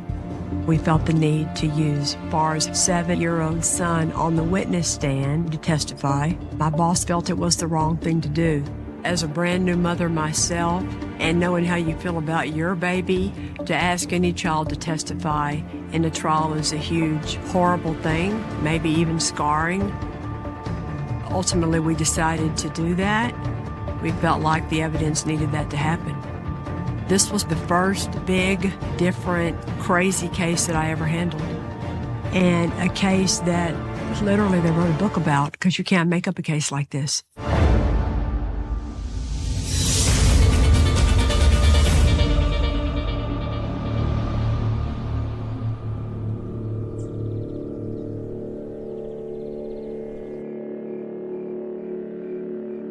It's a Wednesday evening. My son Caleb was crying.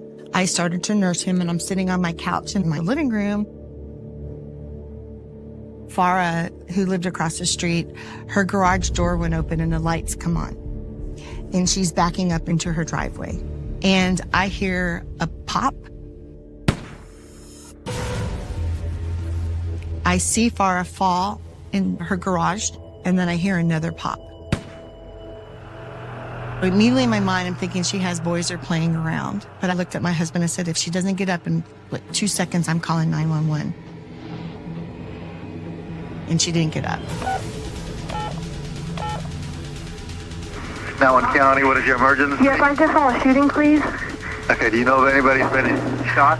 Yes, I see the lady. I see her in her garage right now. She's been shot 2 times. There are 2 shots.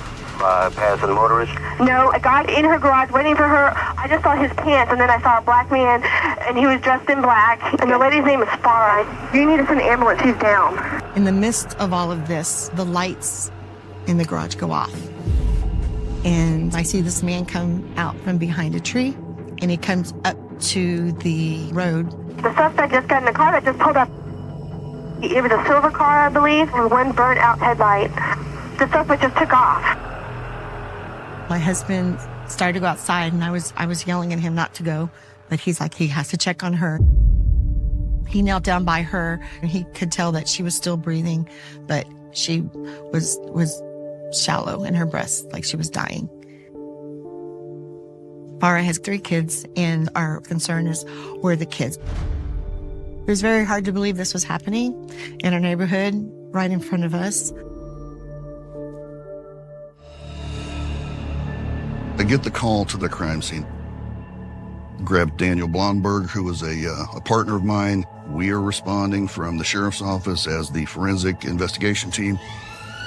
The initial report I get is that there is an adult female victim identified as Farah Frada. She's been shot. As I walked into the scene, garage doors open. I see the reporting deputies from the constable's office. And there's a bunch of what we in the unit call uh-oh blood. In other words, enough blood came out of the victim that it looks like she might not make it. And so at that point, the judgment is made that it's the right thing to do to fly her on the helicopter to the hospital. I get my partner started on photography, and I start looking around. I inventory the garage in the vicinity of what looks like where the crime took place. There's an automobile, there's bloodstains on the floor, there's medical refuse on the floor. I see a bunch of her property, purse and other items. And those items look like they're undisturbed. When you see that, well, it's not a robbery, most likely. I don't find any bullet casings. So kind of indicating to me they either cleaned them up or maybe used a revolver. The first person that we want to talk to and try to rule out is the husband. We found out Robert Frada was the husband of Farah Frada, the woman that had been shot, but they were in the process of getting divorced. Lots of neighbors had come out, and that's when Bob showed up. And the kids were in the car. Bradley, the oldest, was 7, Daniel was 6, and Amber was 4 years old. The scene was already taped off, and I just remember being approached by a lot of cops, and it was just a chaotic scene. I went to the car and I said, Bob, don't let the kids out of the car. And Amber looked at me and she said, did something happen to my mommy? It's like they knew. That broke my heart. That's when we start hearing something has happened. I didn't know what. I wanted to see my mother, but I was told that I couldn't see her right now. She is being transported to a hospital and that I could see her in the morning. My brother and sister were younger than me, so their reactions weren't much, but I didn't know what exactly was going on. And then when I heard that I was going to be staying with my grandparents that night, I was afraid.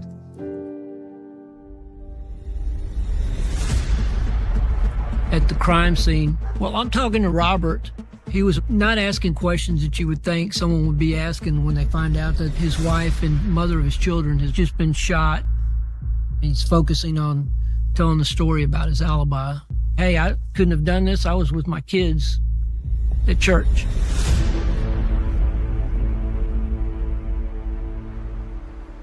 Robert was asked to come to the homicide office for an interview.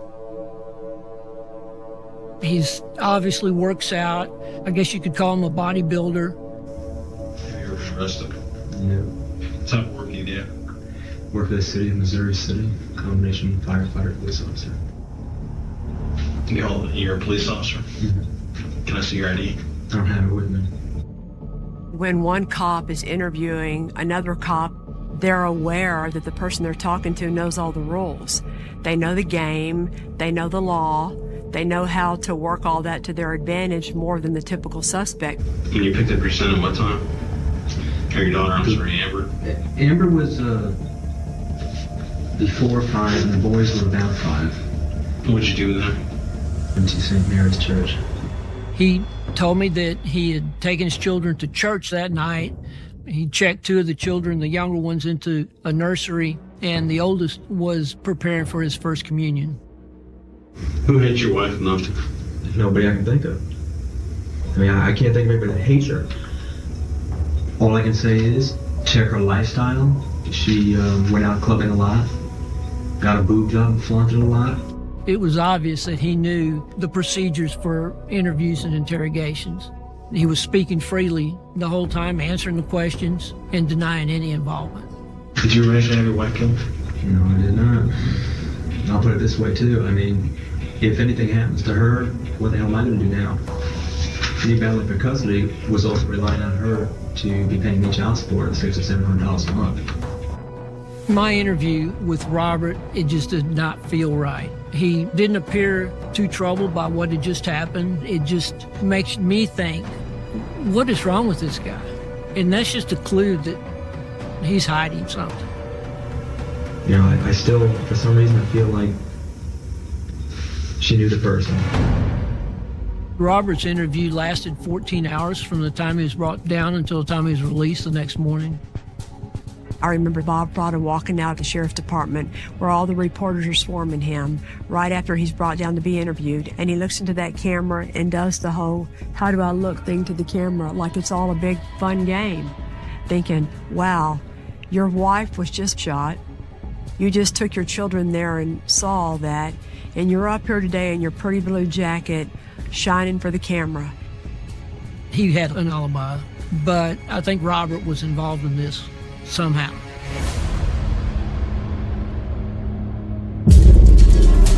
He had this alternate lifestyle. What he was doing was not normal. That's when he decided he had to take care of Farah. She knew Farah and she knew it was going to happen, and she didn't do one thing to stop it from happening.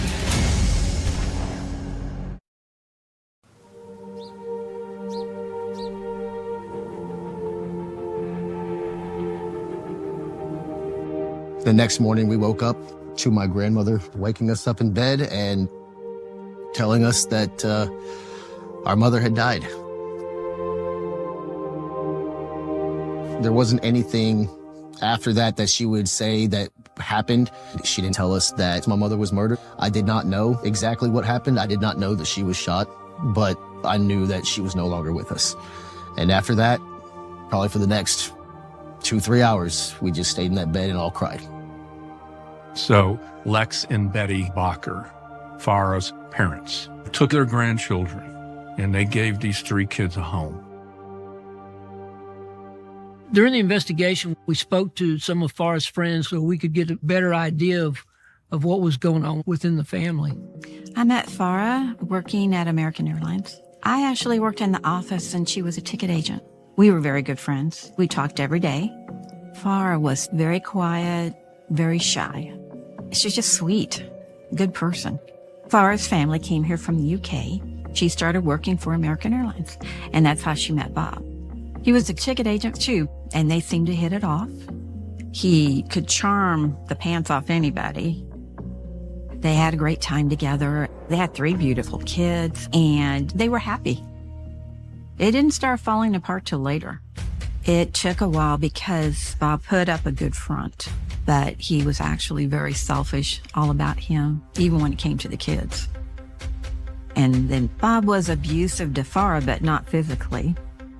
He knew her weaknesses. Bob knew that Farah was insecure about her body.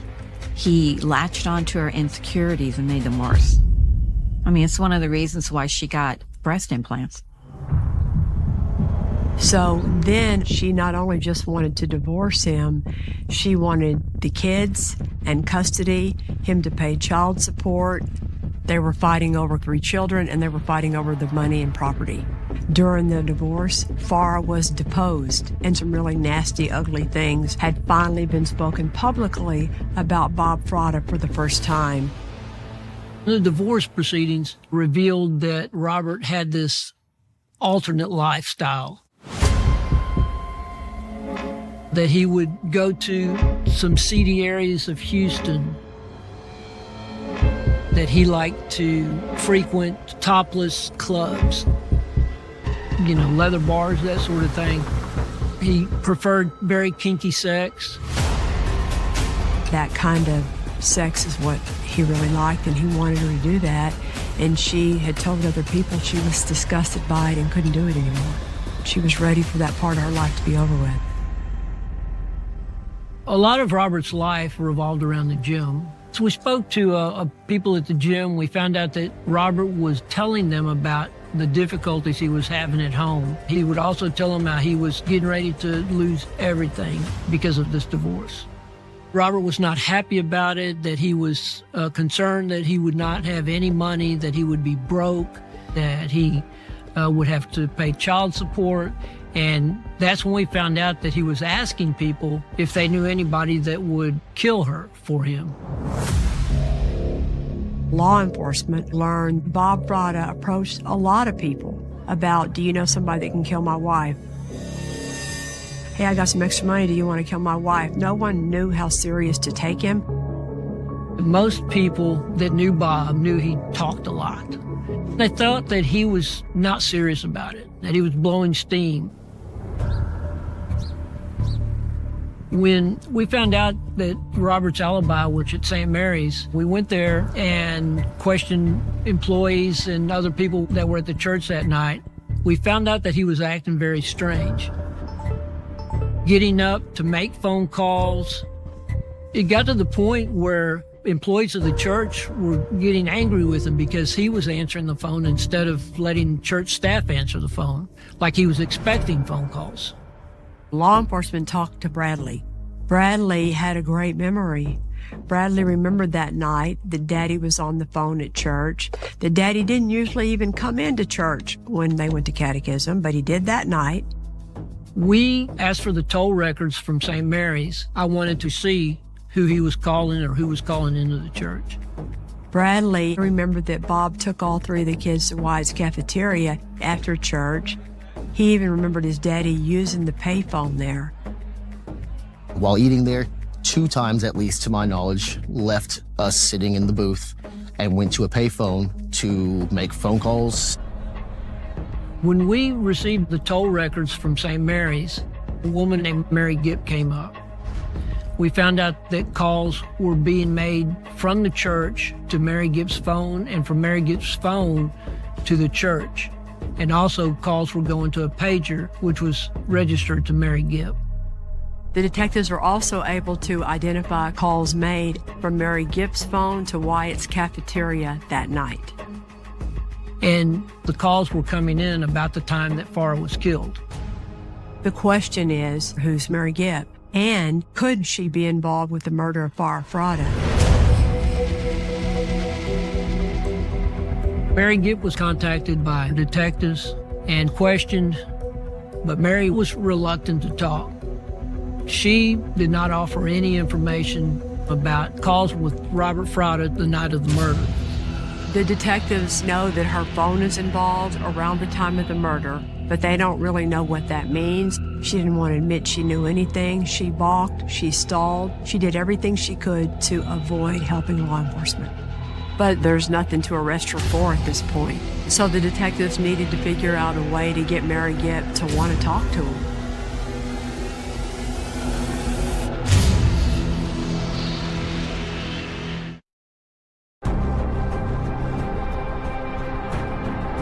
We found out that calls from Robert Fratta during the time that this murder occurred were going to a phone and to a pager registered to Mary Gibb. But Mary was reluctant to talk about the murder.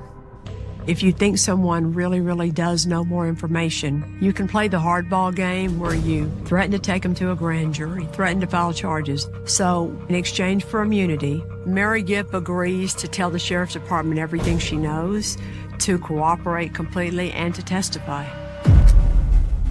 She tells them that she's in a serious relationship with a man named Joe Price-Stash. They were living together in an apartment. She then says that Bob and Joe Price-Stash met at the gym, where she also went. They all knew each other. And that at some point, Bob Fratta approached Joe Price-Stash at that gym about, do you know somebody that can kill my wife? We learned from Mary Gibb that he was offered $2,000 in a Jeep to do it. Joseph Price-Stash agreed to carry out the murder. But the sheriff's office knew that Joe Price-Stash wasn't going to be the shooter because the shooter is a black male.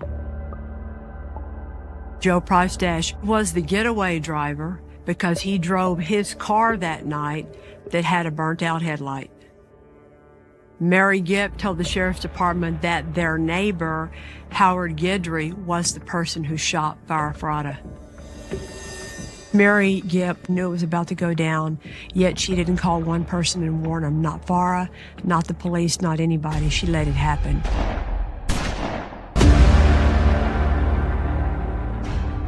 Mary Gibb told us that after the murder, Price-Stash came back home and brought the weapon. During that time, Mary wrote down the serial number of the weapon, which was a .38 revolver.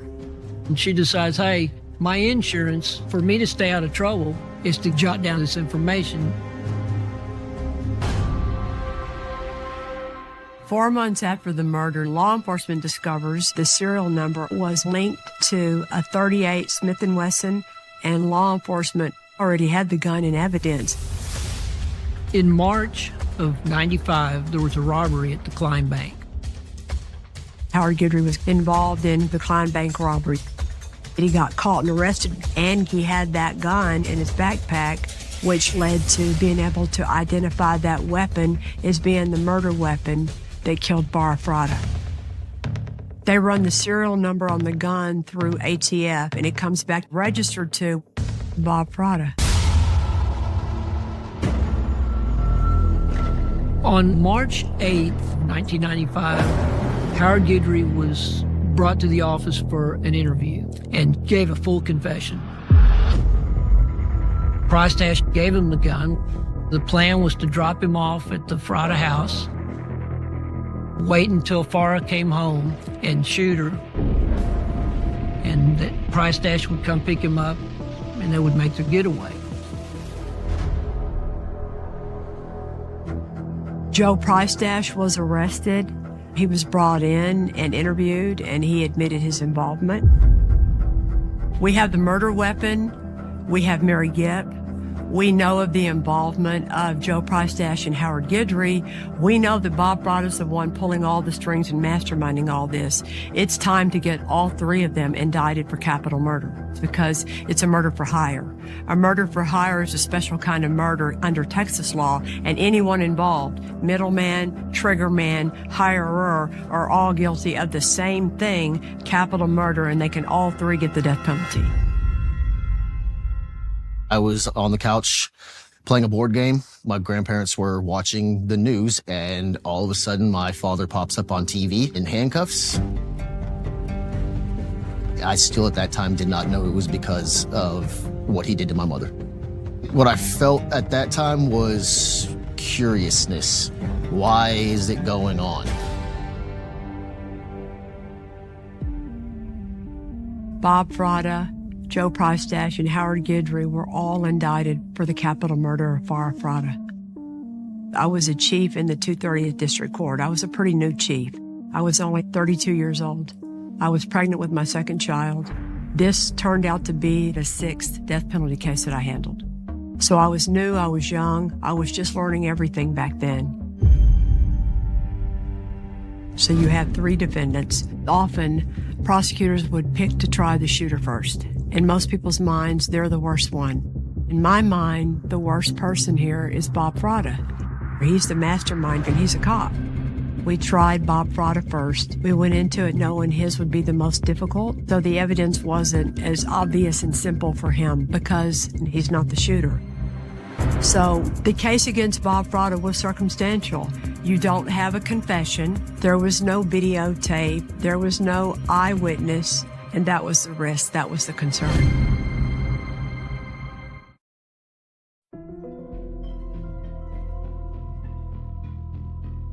Bob Fratta's on trial for the murder of his wife, Farah Fratta.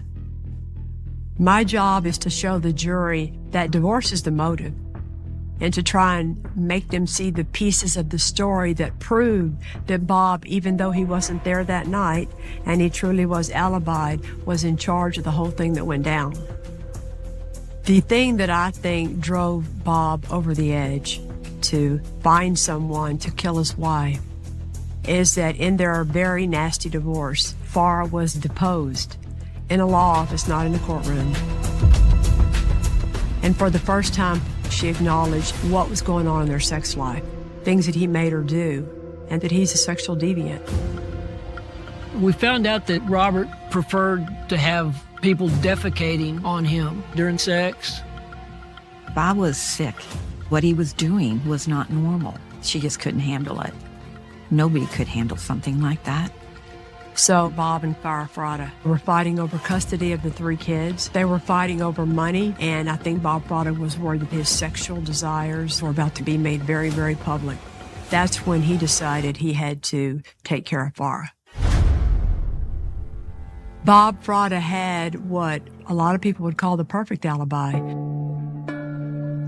Catechism class for his kids during the window of the time of the murder. Bradley was 7, Daniel was 6, and Amber was 4. Even though there were other witnesses and ladies at the church that saw Bob Fratta that night, the only people that were with Bob Fratta the entire night were his 3 children. So my boss at the time, Casey O'Brien, and I went round and round about, but do we put his 7-year-old son on the witness stand in front of the jury to talk about his dad, who he loved? What would a jury think? Would they be so mad at us for doing that they wouldn't do their job? I didn't think so. In case you just felt it was the wrong thing to do. But Bob Fratta's never going to testify, so how am I going to prove Bob Fratta was taking all those phone calls at St. Mary's and Wyatt's cafeteria that very night? Bradley was there, which is why we called him as a witness. He was so little. And he sits up there on the chair, and where do you think he looked? At his dad. And he looked at his dad almost the whole time. He would look over at me and answer the questions, but it was the first time he'd seen his dad in a very long time because Bob was in custody. And he doesn't know what all this means. I doubt he knew that he was testifying against his father. The prosecutor part of me was coldly thinking, let's focus here. The mother part of me wanted to cry and just yank him off and take him out. I mean, look what he'd been through. He buried his mom. His life has changed. He's now living with his grandparents. He has no parents. And now he's testifying in a courtroom. Doesn't get worse than that. But he's answering my questions. And he remembered everything with hardly any hesitation or confusion. Bradley's testimony is the connecting dot between all the phone calls that Bob Fratta made that night from the church and from Wyatt's cafeteria. The phone records show that those calls were all made from Bob Fratta to Joe Pricedash, who was using Mary Gipp's phone while he was with Howard Guidry on the night of the murder. We were able to match up 2 phone calls that went to the Wyatt's cafeteria where Bob Fratta was the night of the murder. One call came before the shooting and one came after. The defense didn't have a lot of cross-examination questions for Bradley. There's no way anybody could ever think that he was making it up or lying, not in that little boy voice the way he said it. And I think that he broke the jury's heart.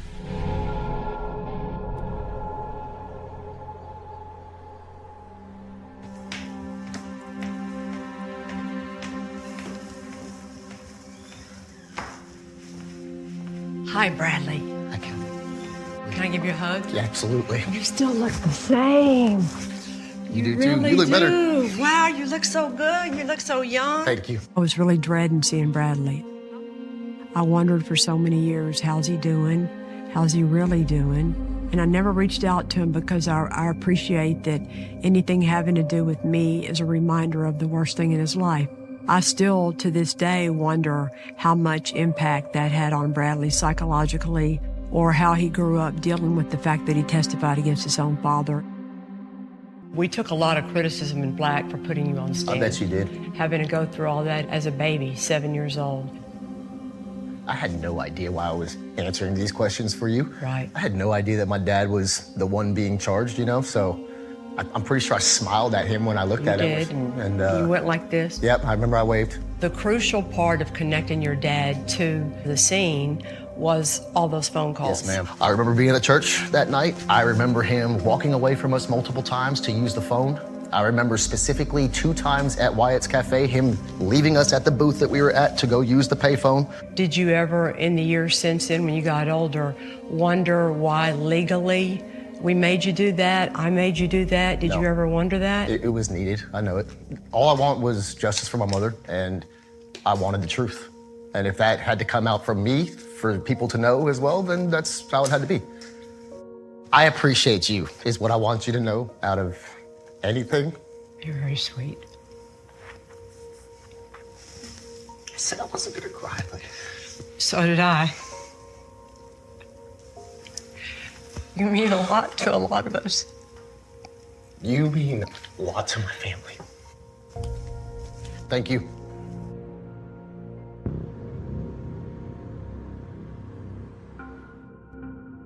In most of the solicitations of capital murders that I've handled, the mastermind had to ask around a little bit or talk about it a little bit. Bob Fratta had a big mouth, and he was braggadocious. And at the gym is where he talked the most. He would try to get other people to help him out taking care of his wife. And we put those people on the stand, too. The defense countered, said it was literally locker room talk. All men say that about their wives when they're going through a divorce. Oh, come on, he was just kidding. But he did it to too many people, including at work where he was a cop, so that didn't really play. In every murder case, you have to put on someone who knows the victim to talk about the circumstances going on in Farrah's life at that time. We already knew that we couldn't use Farrah's dad because he was too angry. He lost his baby, he was mad. And we didn't think that Lex could keep it cool. We thought the safer play was to put Betty Backer on the stand, Farrah's mom, because we thought she could handle it a little better. Betty gets on the stand. She's looking into the eyes of her son-in-law who killed her baby. And she lost it. Betty starts screaming at Bob and calling him a monster. The defense stands up, starts screaming, mistrial, mistrial. They're objecting. The judge is yelling at the jury, take him out, take him out. Oh boy, here we go.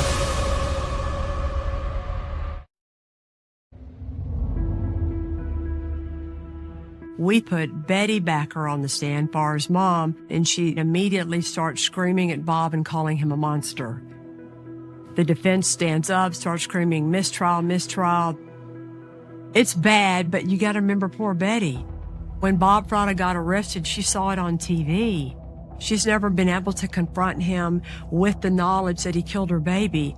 And I'm trying to tell her, you got to be cool. You can't cry. Just answer my questions. Don't be rude. All the rules that we ask them to follow, they're hard. I really wonder how any family can ever keep it together. I'm pretty sure I would lose it.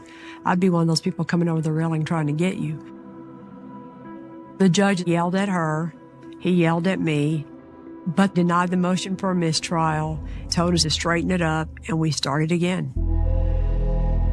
After we set up the weeks and days that led to Farrah Fratta's murder, we get to the actual plan that they actually carried out the day of the murder. It was important for the jury to understand that Bob, even though he wasn't there that night, was in charge of the whole thing that went down. And Joe Price-Dash, at the time his serious girlfriend, was Mary Gibb. She is a hugely important witness for this case. In Texas, you need to be guilty of helping commit the offense of capital murder. Mary Gipp didn't do that. She was aware it was going on, but she did not help the capital murder happen. She's the connect the dot witness between Joe Price Dash to Howard Guidry to Bob Fratta. Mary Gipp made me sick. I couldn't stand her. She knew Farah and she knew it was going to happen, and she didn't do one thing to stop it from happening. You try to always judge your witness through the lens of a juror, because that's what counts, their vote. A juror doesn't care about my legal requirements. They just know how they feel. So I appreciated a jury's going to hate her. And I said that in opening statement. My line was, you're going to meet a lady that you can't stand. She's going to make you sick to your stomach, and she's going to disgust you. Even if you hate her, you still have to believe her. The main thing we were worried about was, does she come across as credible enough for a jury to believe she's telling the truth? Mary Gipp testifies that on November the 9th, 1994, she sees Joe Price Dash get dressed all in black, walk out the door, and tells her he's going to go pick up Howard Guidry. She knows why they're leaving and what they're leaving for. She remembers that Joe Price Dash comes back home. He tells her it's done. He had that gun, that .38, so she was able to write down the serial number to that .38 that was used, because she knew that what they were doing was wrong. And she anticipated that one day law enforcement was going to need that information. There's one person that I will never, ever forgive, and that's Mary Gipp. I understand. I know that she knew what was going to happen. And she didn't do a damn thing. She didn't do a damn thing. She didn't pick up the phone and call anybody, and she didn't try to stop it. And she has to live with it every day, knowing what a horrible, selfish, weak person she is. I guess that's punishment enough. I think her life has been pretty horrible ever since that day. All the consequences, right? Yeah. Your whole life is different because of it. Yeah. When Mary Gipp testified, the defense was kind of in a quandary because they wanted to attack her character with the whole, you're a lousy human being because you knew this was going to happen and you did nothing. But if you do that, you're acknowledging that everybody knew it was going to happen and they still participated in it. They also tried to discredit her because she stayed with Joe Price Dash even after she knew what he did and what he was capable of. The defense cross-examination wasn't effective enough to undermine her credibility, in my opinion. So when she got off the witness stand, I remember thinking, yes, she did a good job. The defense's final argument was a compilation of all of our evidence is just circumstantial, and they tried to undermine the credibility of Mary Gipp. They made the argument that that night at church, when his alibi was catechism for the kids and he was on the phone a lot, what's the big deal? Bob's always on the phone. That doesn't mean he was communicating about her murder that night. And the most important argument they made is that because there was an eyewitness to the shooting, we all know that Bob Fratta wasn't the shooter because that was a black male.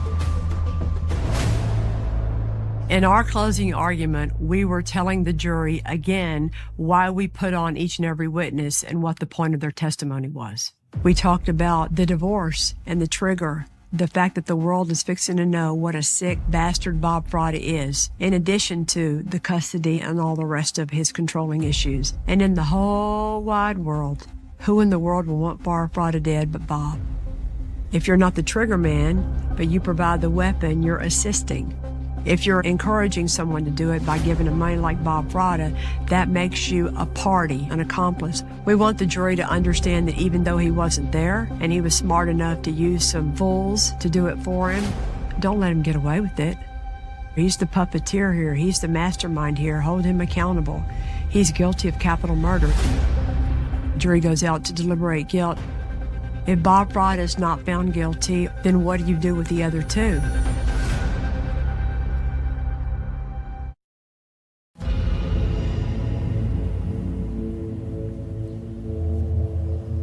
After less than 2 hours of deliberation, the jury found Robert Fratta guilty of capital murder. It is always satisfying when a jury comes to such a quick verdict because they see the evidence the same way we do. I was not in court when the verdict came in.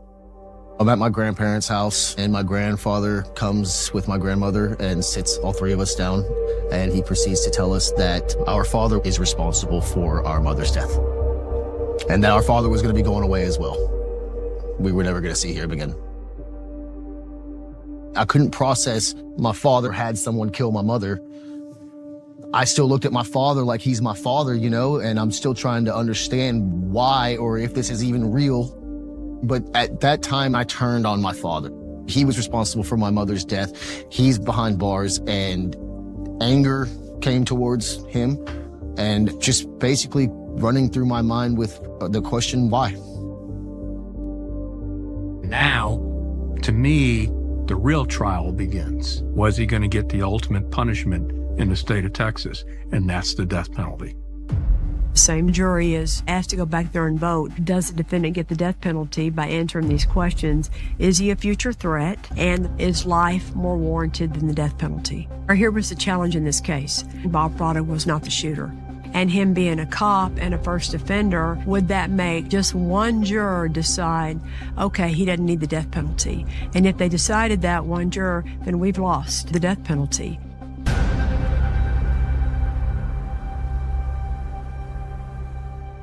The jury came back with a punishment verdict, and it didn't take them very long. It was a bittersweet moment for the family of Farah Fratto. On this day, family members watched as her husband was sentenced to die for arranging the murder.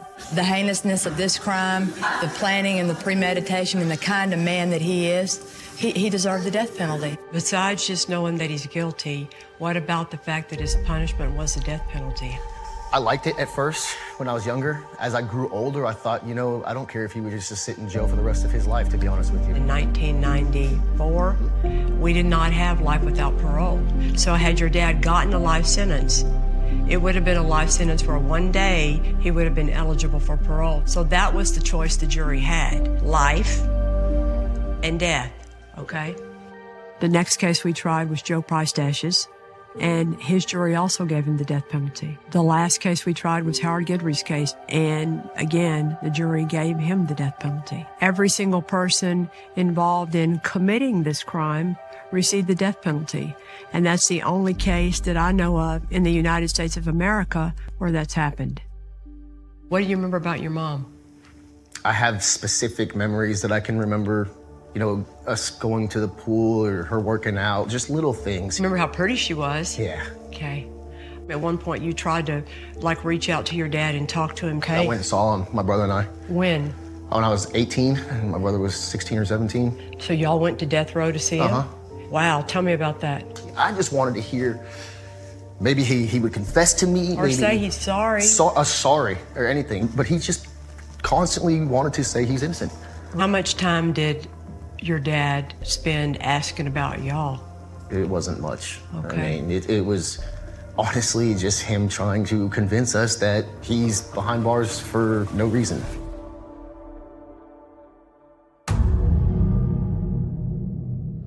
I've never been to an execution. You went, huh? As long as I can remember, I knew I wanted to go. Did he say anything to you? Nothing. He didn't? No. Did he say anything at all? They asked him if he had any last words, and he said no. Really? That was it. Okay. Wow.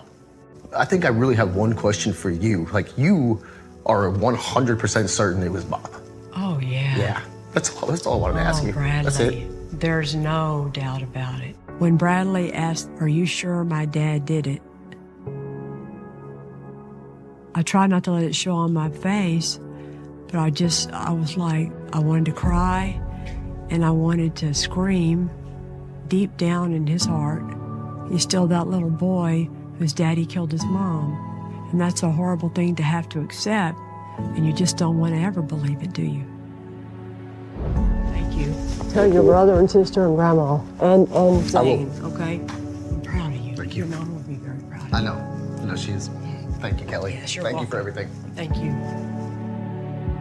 I learned so much from this horrible crime. I learned about what divorces do to people. And also, everybody knows that most cops are there for the right reason. But this case reminds us all that there are bad cops. And when you have a bad cop, that can be a really difficult case to have to handle. This case, too, remind you when people say things like, hey, do you know anybody that'll help me kill my wife? Take it seriously. Call them out on it. Do something. If one of those people that Bob Fratta popped off to had said something, Farah would still be alive today.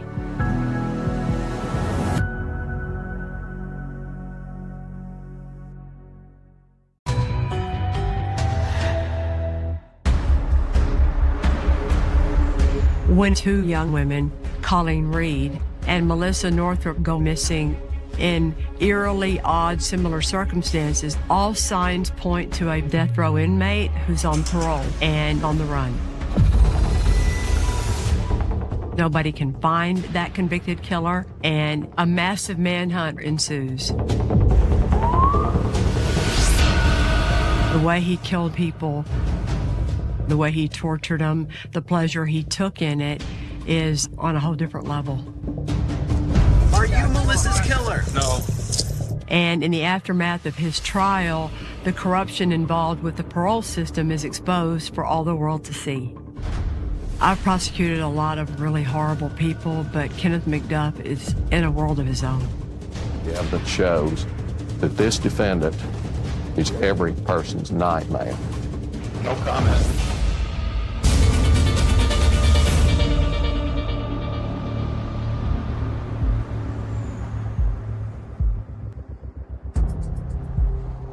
Melissa Northrup is a petite mother of 2 children and pregnant. But she's working these pre-dawn hours at a convenience store to make ends meet. Melissa Northrup's husband phones his wife just to check up on her. Becomes alarmed that she's not answering her phone. So he drives down there and goes in. There's no sign of his wife. Melissa's husband, Aaron Northrup, when he found out that she was missing, immediately called the Waco Police Department. 911. Yeah, this is Aaron Northrup at the Claypack at 4200 LaSalle. I need a sheriff's DPS officer over here immediately. What's wrong? My wife is missing. She's not nowhere to be found around her store. This place is totally vacant. Customers were watching the store. What is her name? Melissa Ann Northrup.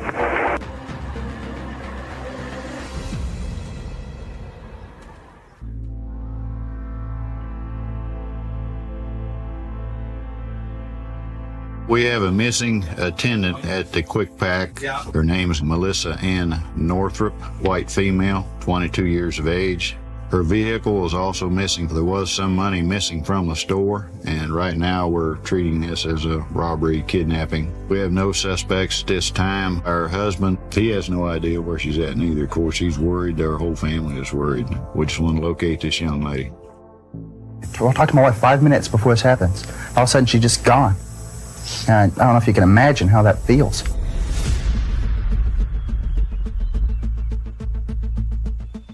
Investigators found a tan 2-door Thunderbird abandoned on the parking lot of a motel located just a few hundred feet from the convenience store where Melissa Northrup has disappeared.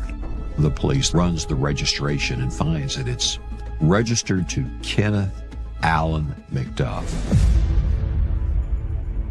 Kenneth McDuff is a death row inmate in Texas who was surprisingly paroled out off of a life sentence 2.5 years before Melissa Northrup went missing. He was convicted of a triple homicide of some teenagers back in 1966. In 1966, Kenneth McDuff and his accomplice, Troy Del Green, set out on a mission. They went cruising for women. And they found 3 vulnerable teenagers, Edna Sullivan, Robert Brand, and his cousin, Mark Dunham, parked at a local high school on the baseball field, playing music, and they're just laughing and having fun. Little do they know, McDuff and Roy Del Green are crawling toward the car. Roy Del Green has a broken handle of a broomstick with him. And McDuff's got a revolver. He jumps up to the car window with his gun drawn, and then the nightmare starts. McDuff forced the 2 boys into the trunk of his car. He then took Edna Sullivan in Robert Brand's car and drove it down these country roads with Troy Dale Green following in McDuff's car. Finally, they came to a desolate place. He opens the trunk, and there's Robert Brand and his cousin, and he tells his accomplice, Roy Dale Green, they've seen us. I gotta kill them. And he shoots them.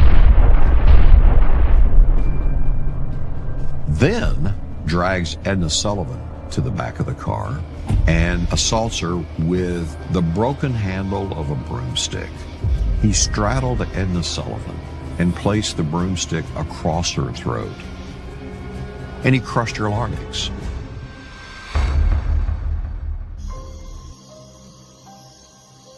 McDuff and Roy Dale Green drove back to the Rosebud area where they lived. And then several days later, Roy Dale Green felt terribly guilty about what happened and spoke to the sheriff there and confessed what they had done.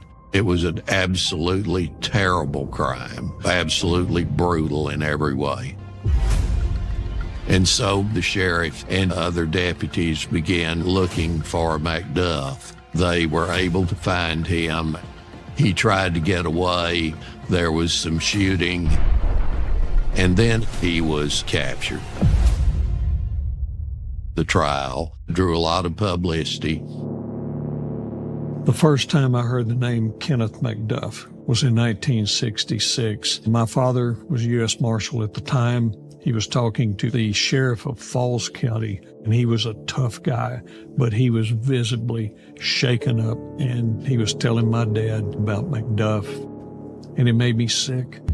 He was known as the broomstick killer because that's what he used to kill Edna Sullivan with after he tortured her with it.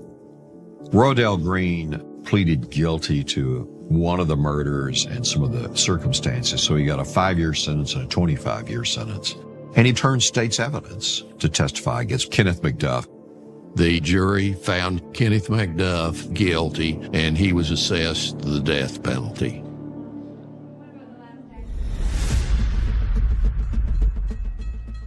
6 years after Kenneth McDuff had killed the 3 high school teenagers, Furman v. Georgia came down from the United States Supreme Court. In that landmark case, the Supreme Court said that the death penalty was unconstitutional because it was applied arbitrarily all across the country.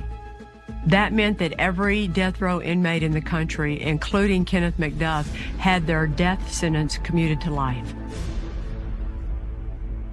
Texas prisons had become very crowded. So, although he had originally gotten a death penalty, Kenneth McDuff was released from prison on parole. When Kenneth McDuff had his sentence commuted to life, you want to believe, okay, we're still safe, because he would never be released to free society again, but he was. Everybody in the criminal justice system was wondering, how can this happen?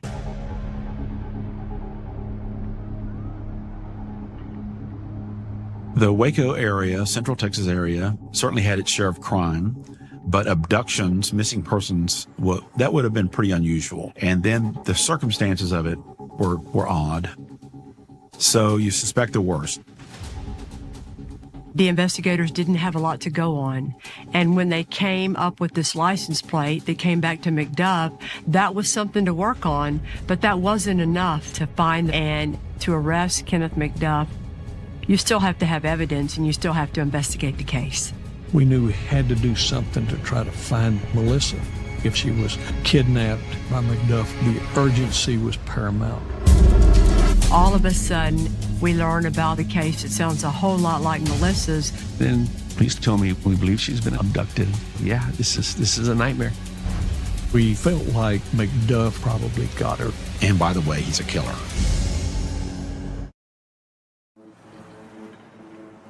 I think that everyone wanted to believe that Melissa Northrup was out there still alive. Everybody was focused on trying to find her and track down her kidnapper.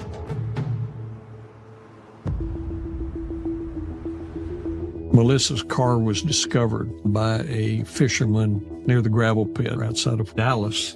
He contacted the local authorities. No fingerprints were found in Melissa's car, but the seat was pushed all the way back. Melissa was like 4'10", 4'11". Kenneth McDuff was a big guy. He was 6'3", 6'4", weighed probably 270 pounds or so. It indicated that a very large person, someone of McDuff's size, had been driving that car.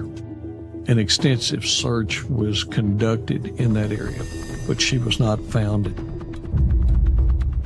One day after the car had been located, I received a missing persons report for Kenneth Allen McDuff, and this was reported by his mother, Addie McDuff.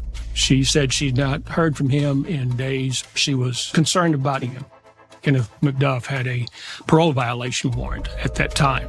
This is the oldest scam going. When a parolee has jumped parole and taken off, often a family member will say they're missing, just as a cover story. With McDuff missing about the same time that Melissa Northrop was missing, and with McDuff's car within 100 feet or so of the convenience store, we thought that ought to give rise to some pretty quick action by the state to try to at least find the guy. Unfortunately, the DA says there's no probable cause. We're not getting a warrant to get McDuff, even though the woman's missing. Circumstantially, he's connected to it, and by the way, he's a killer. This is just the way you follow the law, and that's what they were doing here. And they didn't have enough evidence to connect anybody to the disappearance of Melissa Northrop. So at that point, Bill Johnston came up with a novel approach to try and figure out where Kenneth McDuff was and get him in custody. One of the deputies said, "We have a bail bond clerk whose boyfriend might have run around with McDuff." And I talked to the boyfriend and I asked him, "What did you do with him?" And he said, "Well, he bought 2 tabs of LSD and gave me one." That's federal drug distribution. I called the U.S. magistrate judge and said, "Your Honor, I'd like to send over a complaint and warrant alleging a violation of 21 United States Code Section 841A1, distribution of a controlled substance, namely LSD." The judge signed the warrant, and so a nationwide manhunt for Kenneth McDuff took place on the distribution of a single tab of LSD. It went through a huge effort by many agencies and many people. The Central Texas Task Force, as we called it at the time, was the McLennan County Sheriff's Office, Waco Police, of course, U.S. Marshals. We had officers from ATF. It was an unbelievable effort on everybody's part to catch this guy as quickly as we could. They did a search warrant at McDuff's parents' house, and during which the mother declared, "Don't frame little Junior." The father, he was in the garage of their house during the search, and I heard him say, "Oh, that boy's cost me a lot of money. You can kill him when you find him if you want to." I mean, it's a real loving family. While the task force is looking for Melissa Northrop and Kenneth McDuff, they hear of the disappearance of someone from Austin, Texas that happened just a few months before. It sounds eerily similar to what happened to Melissa Northrop. Colleen Reed and I were seriously dating. The 29th of December, 1991, she had errands to run, and she mentioned she had to go wash her car. And then probably about 9:30, I got the first call from the police department asking to speak to Colleen. And I said, "Well, she's not here. What's going on?" And they said, "Well, we found her car abandoned at the car wash, and we believe she's been abducted." I was surprised and obviously worried. Colleen was a gift from God. She was a blessing to me. She was 28 at the time, and we were talking about getting married and, having children and having a life together. She was very beautiful inside and out. She was just always looking to help people, and she cared about her community. She just volunteered for everything, and I think that was her passion, to do right things. We loved each other, no doubt about it. The Colleen Reed case. Witnesses observed 2 males forcing a female into a Thunderbird. We knew that McDuff drove a tan Thunderbird. It's possible that it could have been the same car. So now we felt like McDuff was the one that probably got her. And so we were trying so hard to find out if she was still alive and maybe rescue her, along with Melissa Northrup. Back then, there wasn't quite the technology today we might have gained from surveillance cameras. And so the approach that we took was, let's find everybody that knows McDuff and talk to them. I was brought in as the liaison investigator since McDuff had spent so much time on death row. My job was interviewing ex-cons and guys out on parole that he knew from the penitentiary. He wasn't a very popular guy in the penitentiary. He was running with really bad outlaws, scumbags of all kind. Finally, we developed an acquaintance named Hank Worley. Worley was a paroled ex-con. It was told to us he was an associate of McDuff's and he drove around with McDuff. I started doing research on Worley and I determined that he had a civil hearing. I walked over to the courthouse on the day of the hearing and I caught Worley as he was walking out. I asked him if I could talk to him. Worley said he would. Took him to the Bell County Sheriff's Office Criminal Investigation Division. I started questioning Worley about the Reed and Northrup disappearance. Worley was extremely nervous, trying not to make eye contact. I wasn't sure what he knew, but I didn't want to put a whole lot of pressure on him, and I didn't want to lose him. So I told him I'll be back in touch. Hank Worley was living at Bloom Motel with his daughter. It's a rundown, low-rent hotel. I went to visit Hank several times. One evening, about 6 o'clock, I received a phone call from Hank Worley. He said, "I need to talk to you now." So I drive over, and he was waiting outside for me. He walks over to the passenger side door, and he says, "I was with McDuff when he took that girl in Austin." He said, "I got to ask you a favor. Can I go talk to my daughter one last time because I'm probably not coming back?" I said, "Yes." He said goodbye to his daughter. He came back, got in the car, and we went to the sheriff's office. Tim Steglich got Worley to tell what was probably 90% of the truth. And it was the worst thing I'd ever heard. And it remains the worst thing I'd ever heard.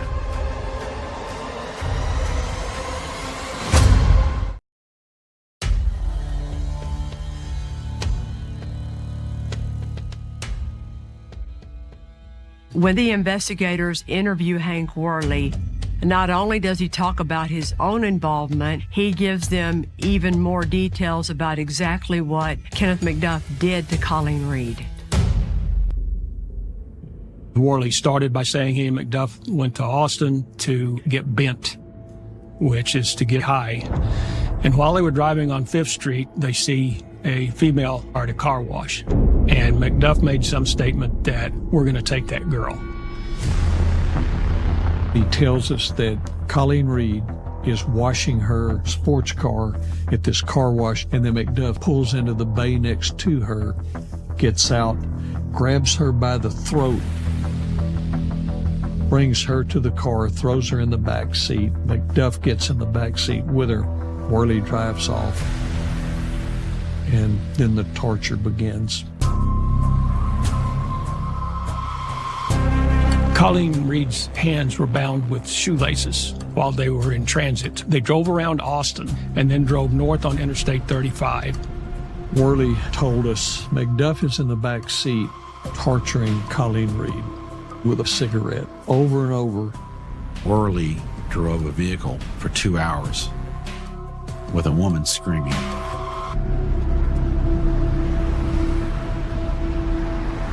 He's visibly shaken up when he is remembering how loud her screams are.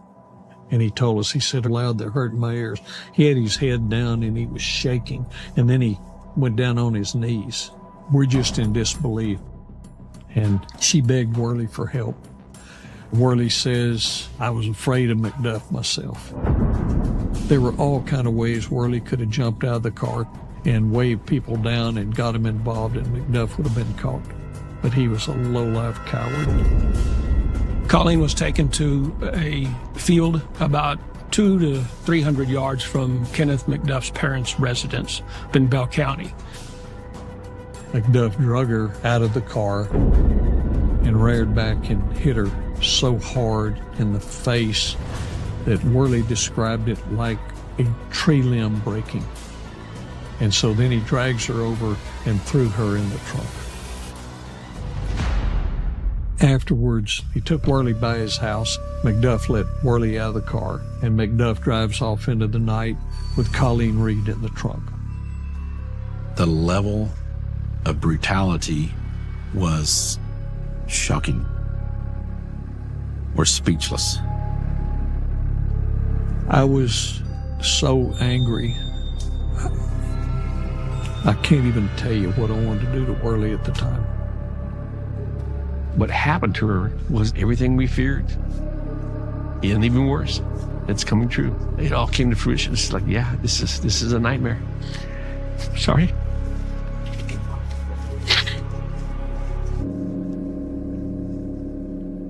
Although he didn't have any knowledge of Melissa Northrup's disappearance, the statement from Hank Worley is pretty hard to listen to, and it had to have gotten those investigators super fired up to try and find Kenneth McDuff.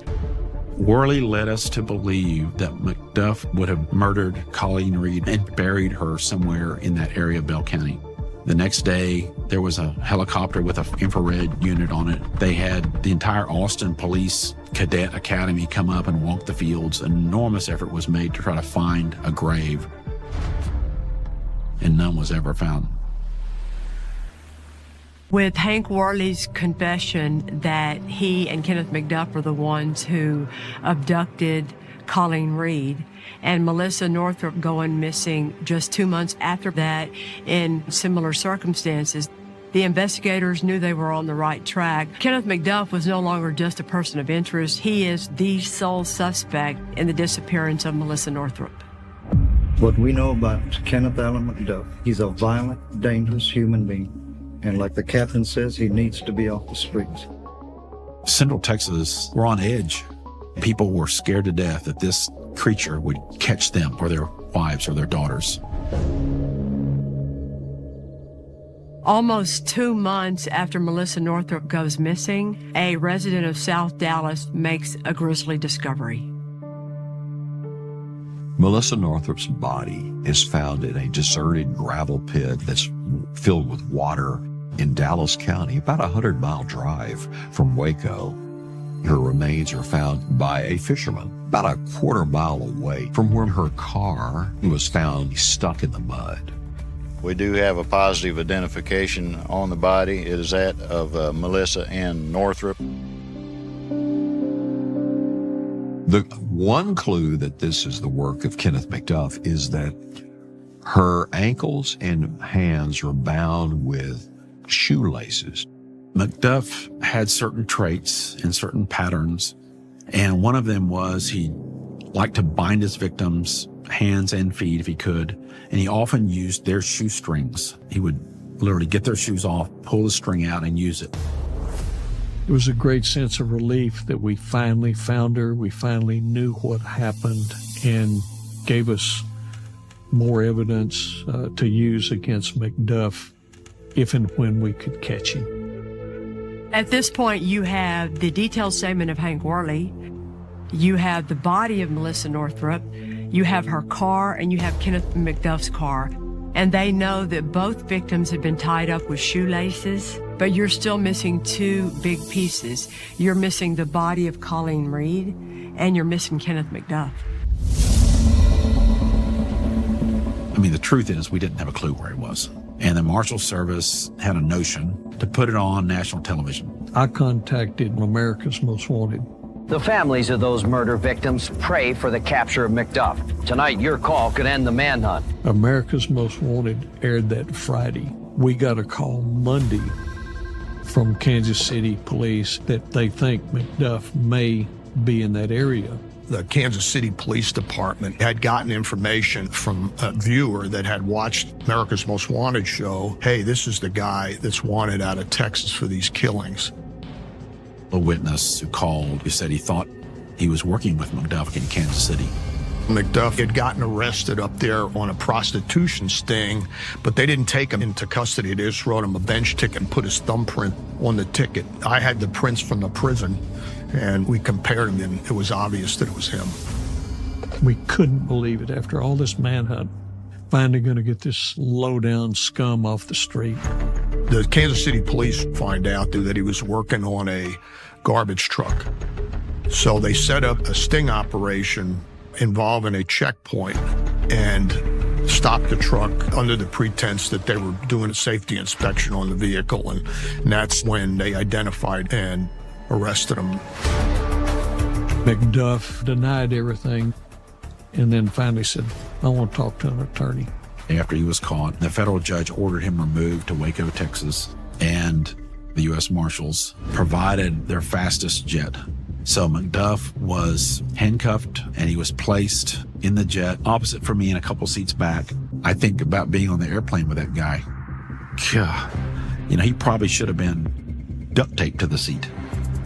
We got back to the airport here in Waco, put him in the sheriff's unit, and we bust every red light coming through town. We get to the federal courthouse, and this big crowd of family and loved ones of people that have been his victims. The word had gotten out. There was a groundswell of outrage. By this time, everybody in Texas knew what a monster this guy was. And they're screaming and cursing him. They're good people that have lost loved ones. And here we are having to protect this serial killer.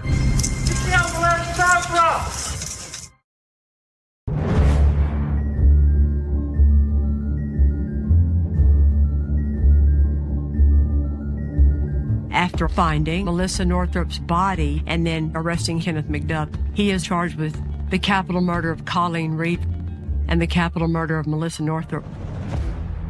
But Colleen Reed's body still has not been found, and Kenneth McDuff is not talking.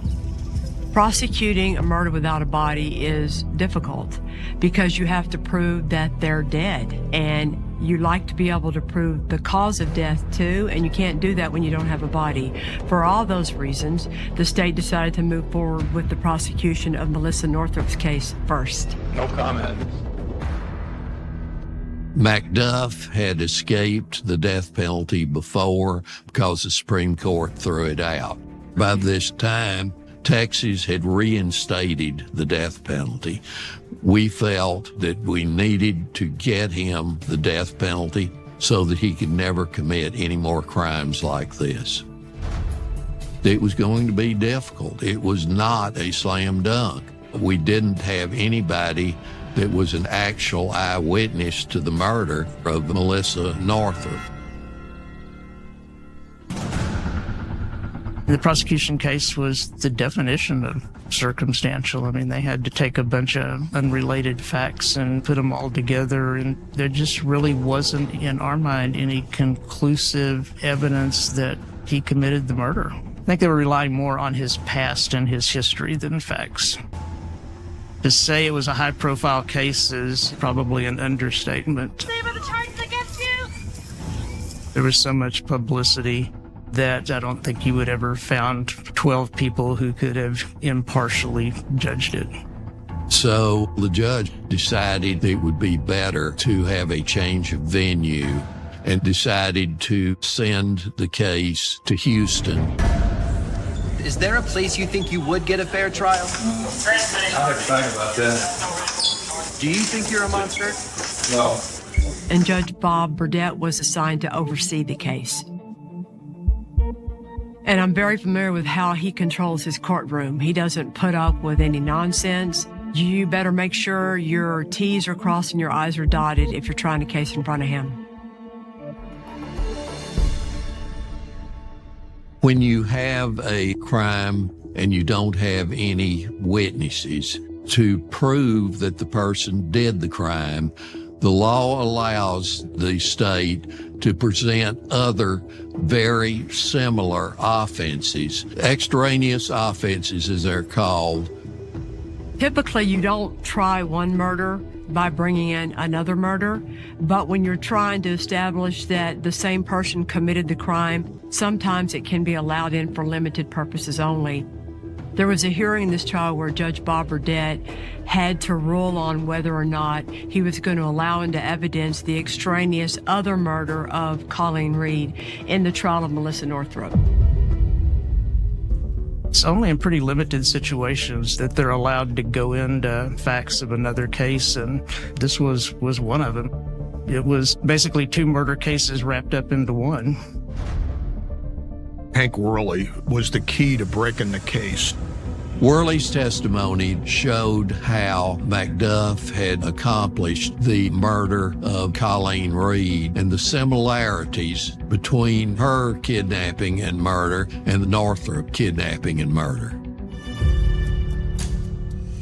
Our cross-examination of Worley was really focused on he was just as potentially liable and as guilty as McDuff and could be facing the same charge and the same punishment. So he had every reason in the world to paint things in a light that got him out of a jam. I didn't think Worley was even close to a credible witness. I think the testimony was extremely unsettling to the jury. Kenneth, do you plan on taking the stand? Yes, I will take the stand. Are you positive? It was definitely against our advice to take the stand, but it was something that he wanted to do. The case they have isn't strong. They fear they get an acquittal verdict on the case as it stands right now. Why would Kenneth McDuff take the stand when he hasn't, at that point, talked to law enforcement about anything? I think that McDuff thought that he could go sell a story to the jury and convince them that he was innocent.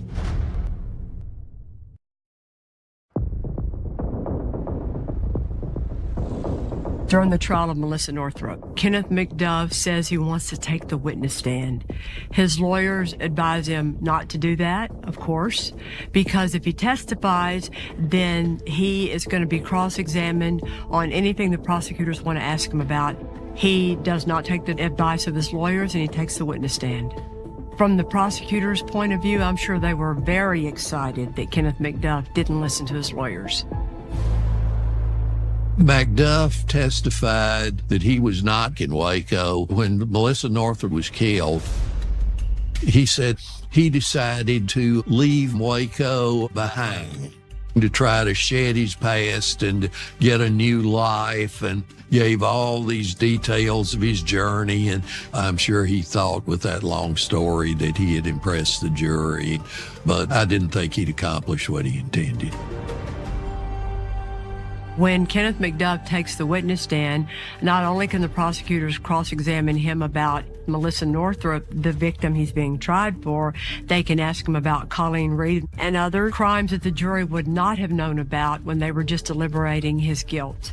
John Segrist did the cross-examination, and he, of course, questioned McDuff about the murder in 1966. The jury had not heard anything about that murder previously. And also our evidence about the murder of Colleen Reed, that was something that obviously was helpful to us. The evidence shows that this defendant is every person's nightmare.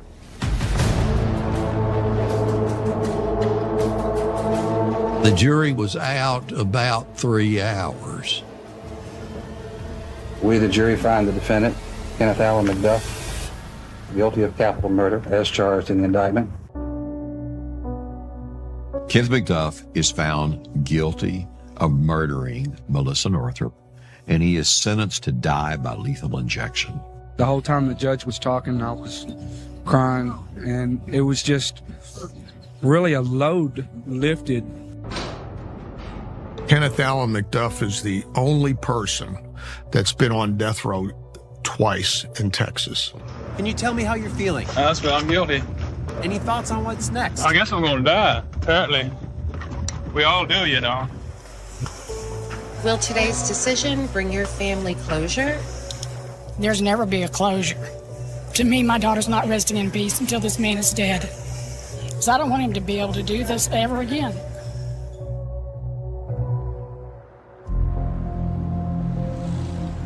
1 year later.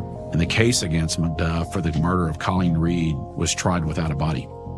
The jury found him guilty and then also assessed a death penalty.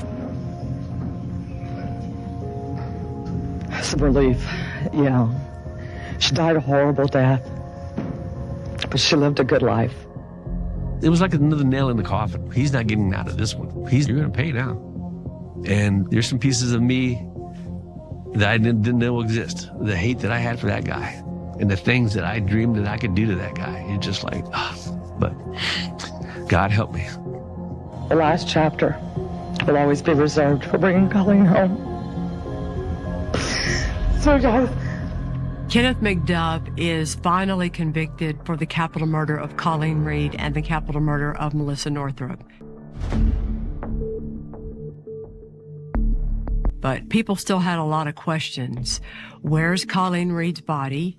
Has he killed anybody else, anywhere else in the country? And how in the world did he get released from prison in the first place? After he had been found guilty of capital murder of Melissa Northrup and Colleen Reed, I started investigating the parole board. The state was under pressure for prison crowding by a federal judge. So in 1989, the parole board are told, start releasing 150 inmates a day, 7 days a week. It started off with your hot check rioters and property crimes, but before long, they were at the bottom of the barrel. James Granberry, as parole board chairman, was finding inmates' families who had money. The investigation revealed that he would actually shake them down. They love their kids. They don't want them in prison, and they'll do anything to get them out. Kenneth McDuff walked out of a maximum security prison on parole under a cloud of corruption that no one realized at the time. There was no way to know how many violent criminals got out this way. I was appalled. Texas is supposed to be this tough place with all these death penalties. Well, heck, they were letting everybody out. It was a travesty, and it was an embarrassment, and it was wrong, and people were dying in the streets because of it. You sure don't think that a serial killer is going to be one of the ones that slips through the cracks. But that's what happened.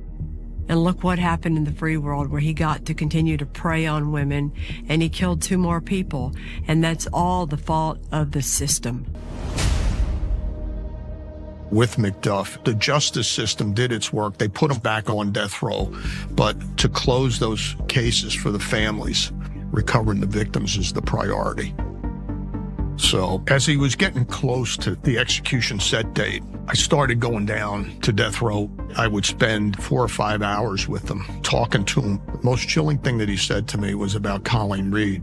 He said, I took her out of the vehicle and she got away from me and she ran and fell down. He said, if she had just gotten up and ran away, I could have never caught her. But she didn't. She just laid there and cried. I mean, you talk about the hair standing up on the back of your neck. I needed to know where Colleen Reed was. And I needed him to tell me the truth, but he had no motivation to do so. And we had good information that he was going to be executed in just 2 or 3 weeks. Time was running out.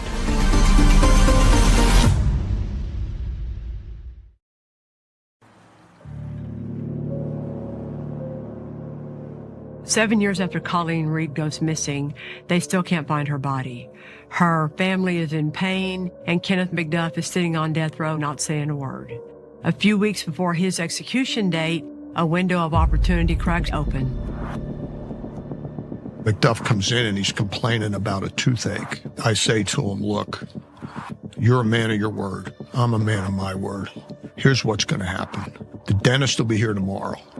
I'll put you first on that list. You'll be going in, getting that tooth fixed. And once you get that tooth fixed, you come in and you sit in that chair and you give us what we need. And that's what he did.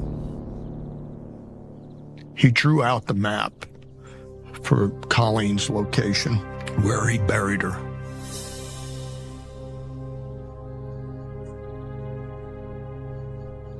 This is where McDuff brought Colleen Reed after he tortured her and beat her to death. It brings back so many bad memories and feelings, just knowing what happened to Colleen. Went right out there, about where that third tree is.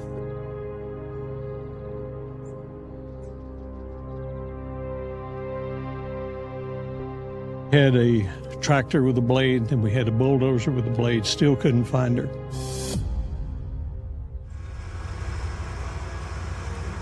When the blade went by the bulldozer and scraped, I saw something. And I moved away some dirt. And there was Colleen's skull. We found her. Representatives of the medical examiner's office put her in the back seat of their car and took her back to Austin. They weren't going to put her in a trunk. You know, she was going to ride with them in the car. We had information that thankfully led us to some remains a while ago. They would be the remains of Colleen. What we heard was done to her was etched in our minds, and I cannot, you just don't understand that. We've done this for years. We don't understand how one human being could do that to another human being. This case, McDuff, coupled with the corruption side of it, changed the way the criminal justice system operated in Texas. It was a huge scandal. It led to the largest expenditure of taxpayer money for prison construction in history. There was the first overhaul of the criminal justice code in over a quarter of a century. Now we have what's called a series of the McDuff laws. He became the poster boy for change in the criminal justice system. McDuff was executed tonight by the state of Texas. He was pronounced dead at 6:26. I know that I never have to walk into another courtroom and look at him again. This part is over. Colleen's memory has lived on. There are people that still love her and miss her. There's an endowment at LSU, her school, Colleen Reed Opportunity Fund, and so her name will be carried on with that scholarship. So it's nice for us to say that ultimately they got justice.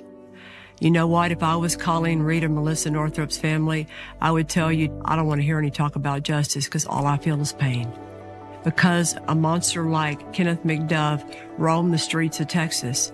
And a lot of that roaming happened because the system failed Colleen and Melissa, and it failed all of us. And that is a horrible tragedy that should never have happened.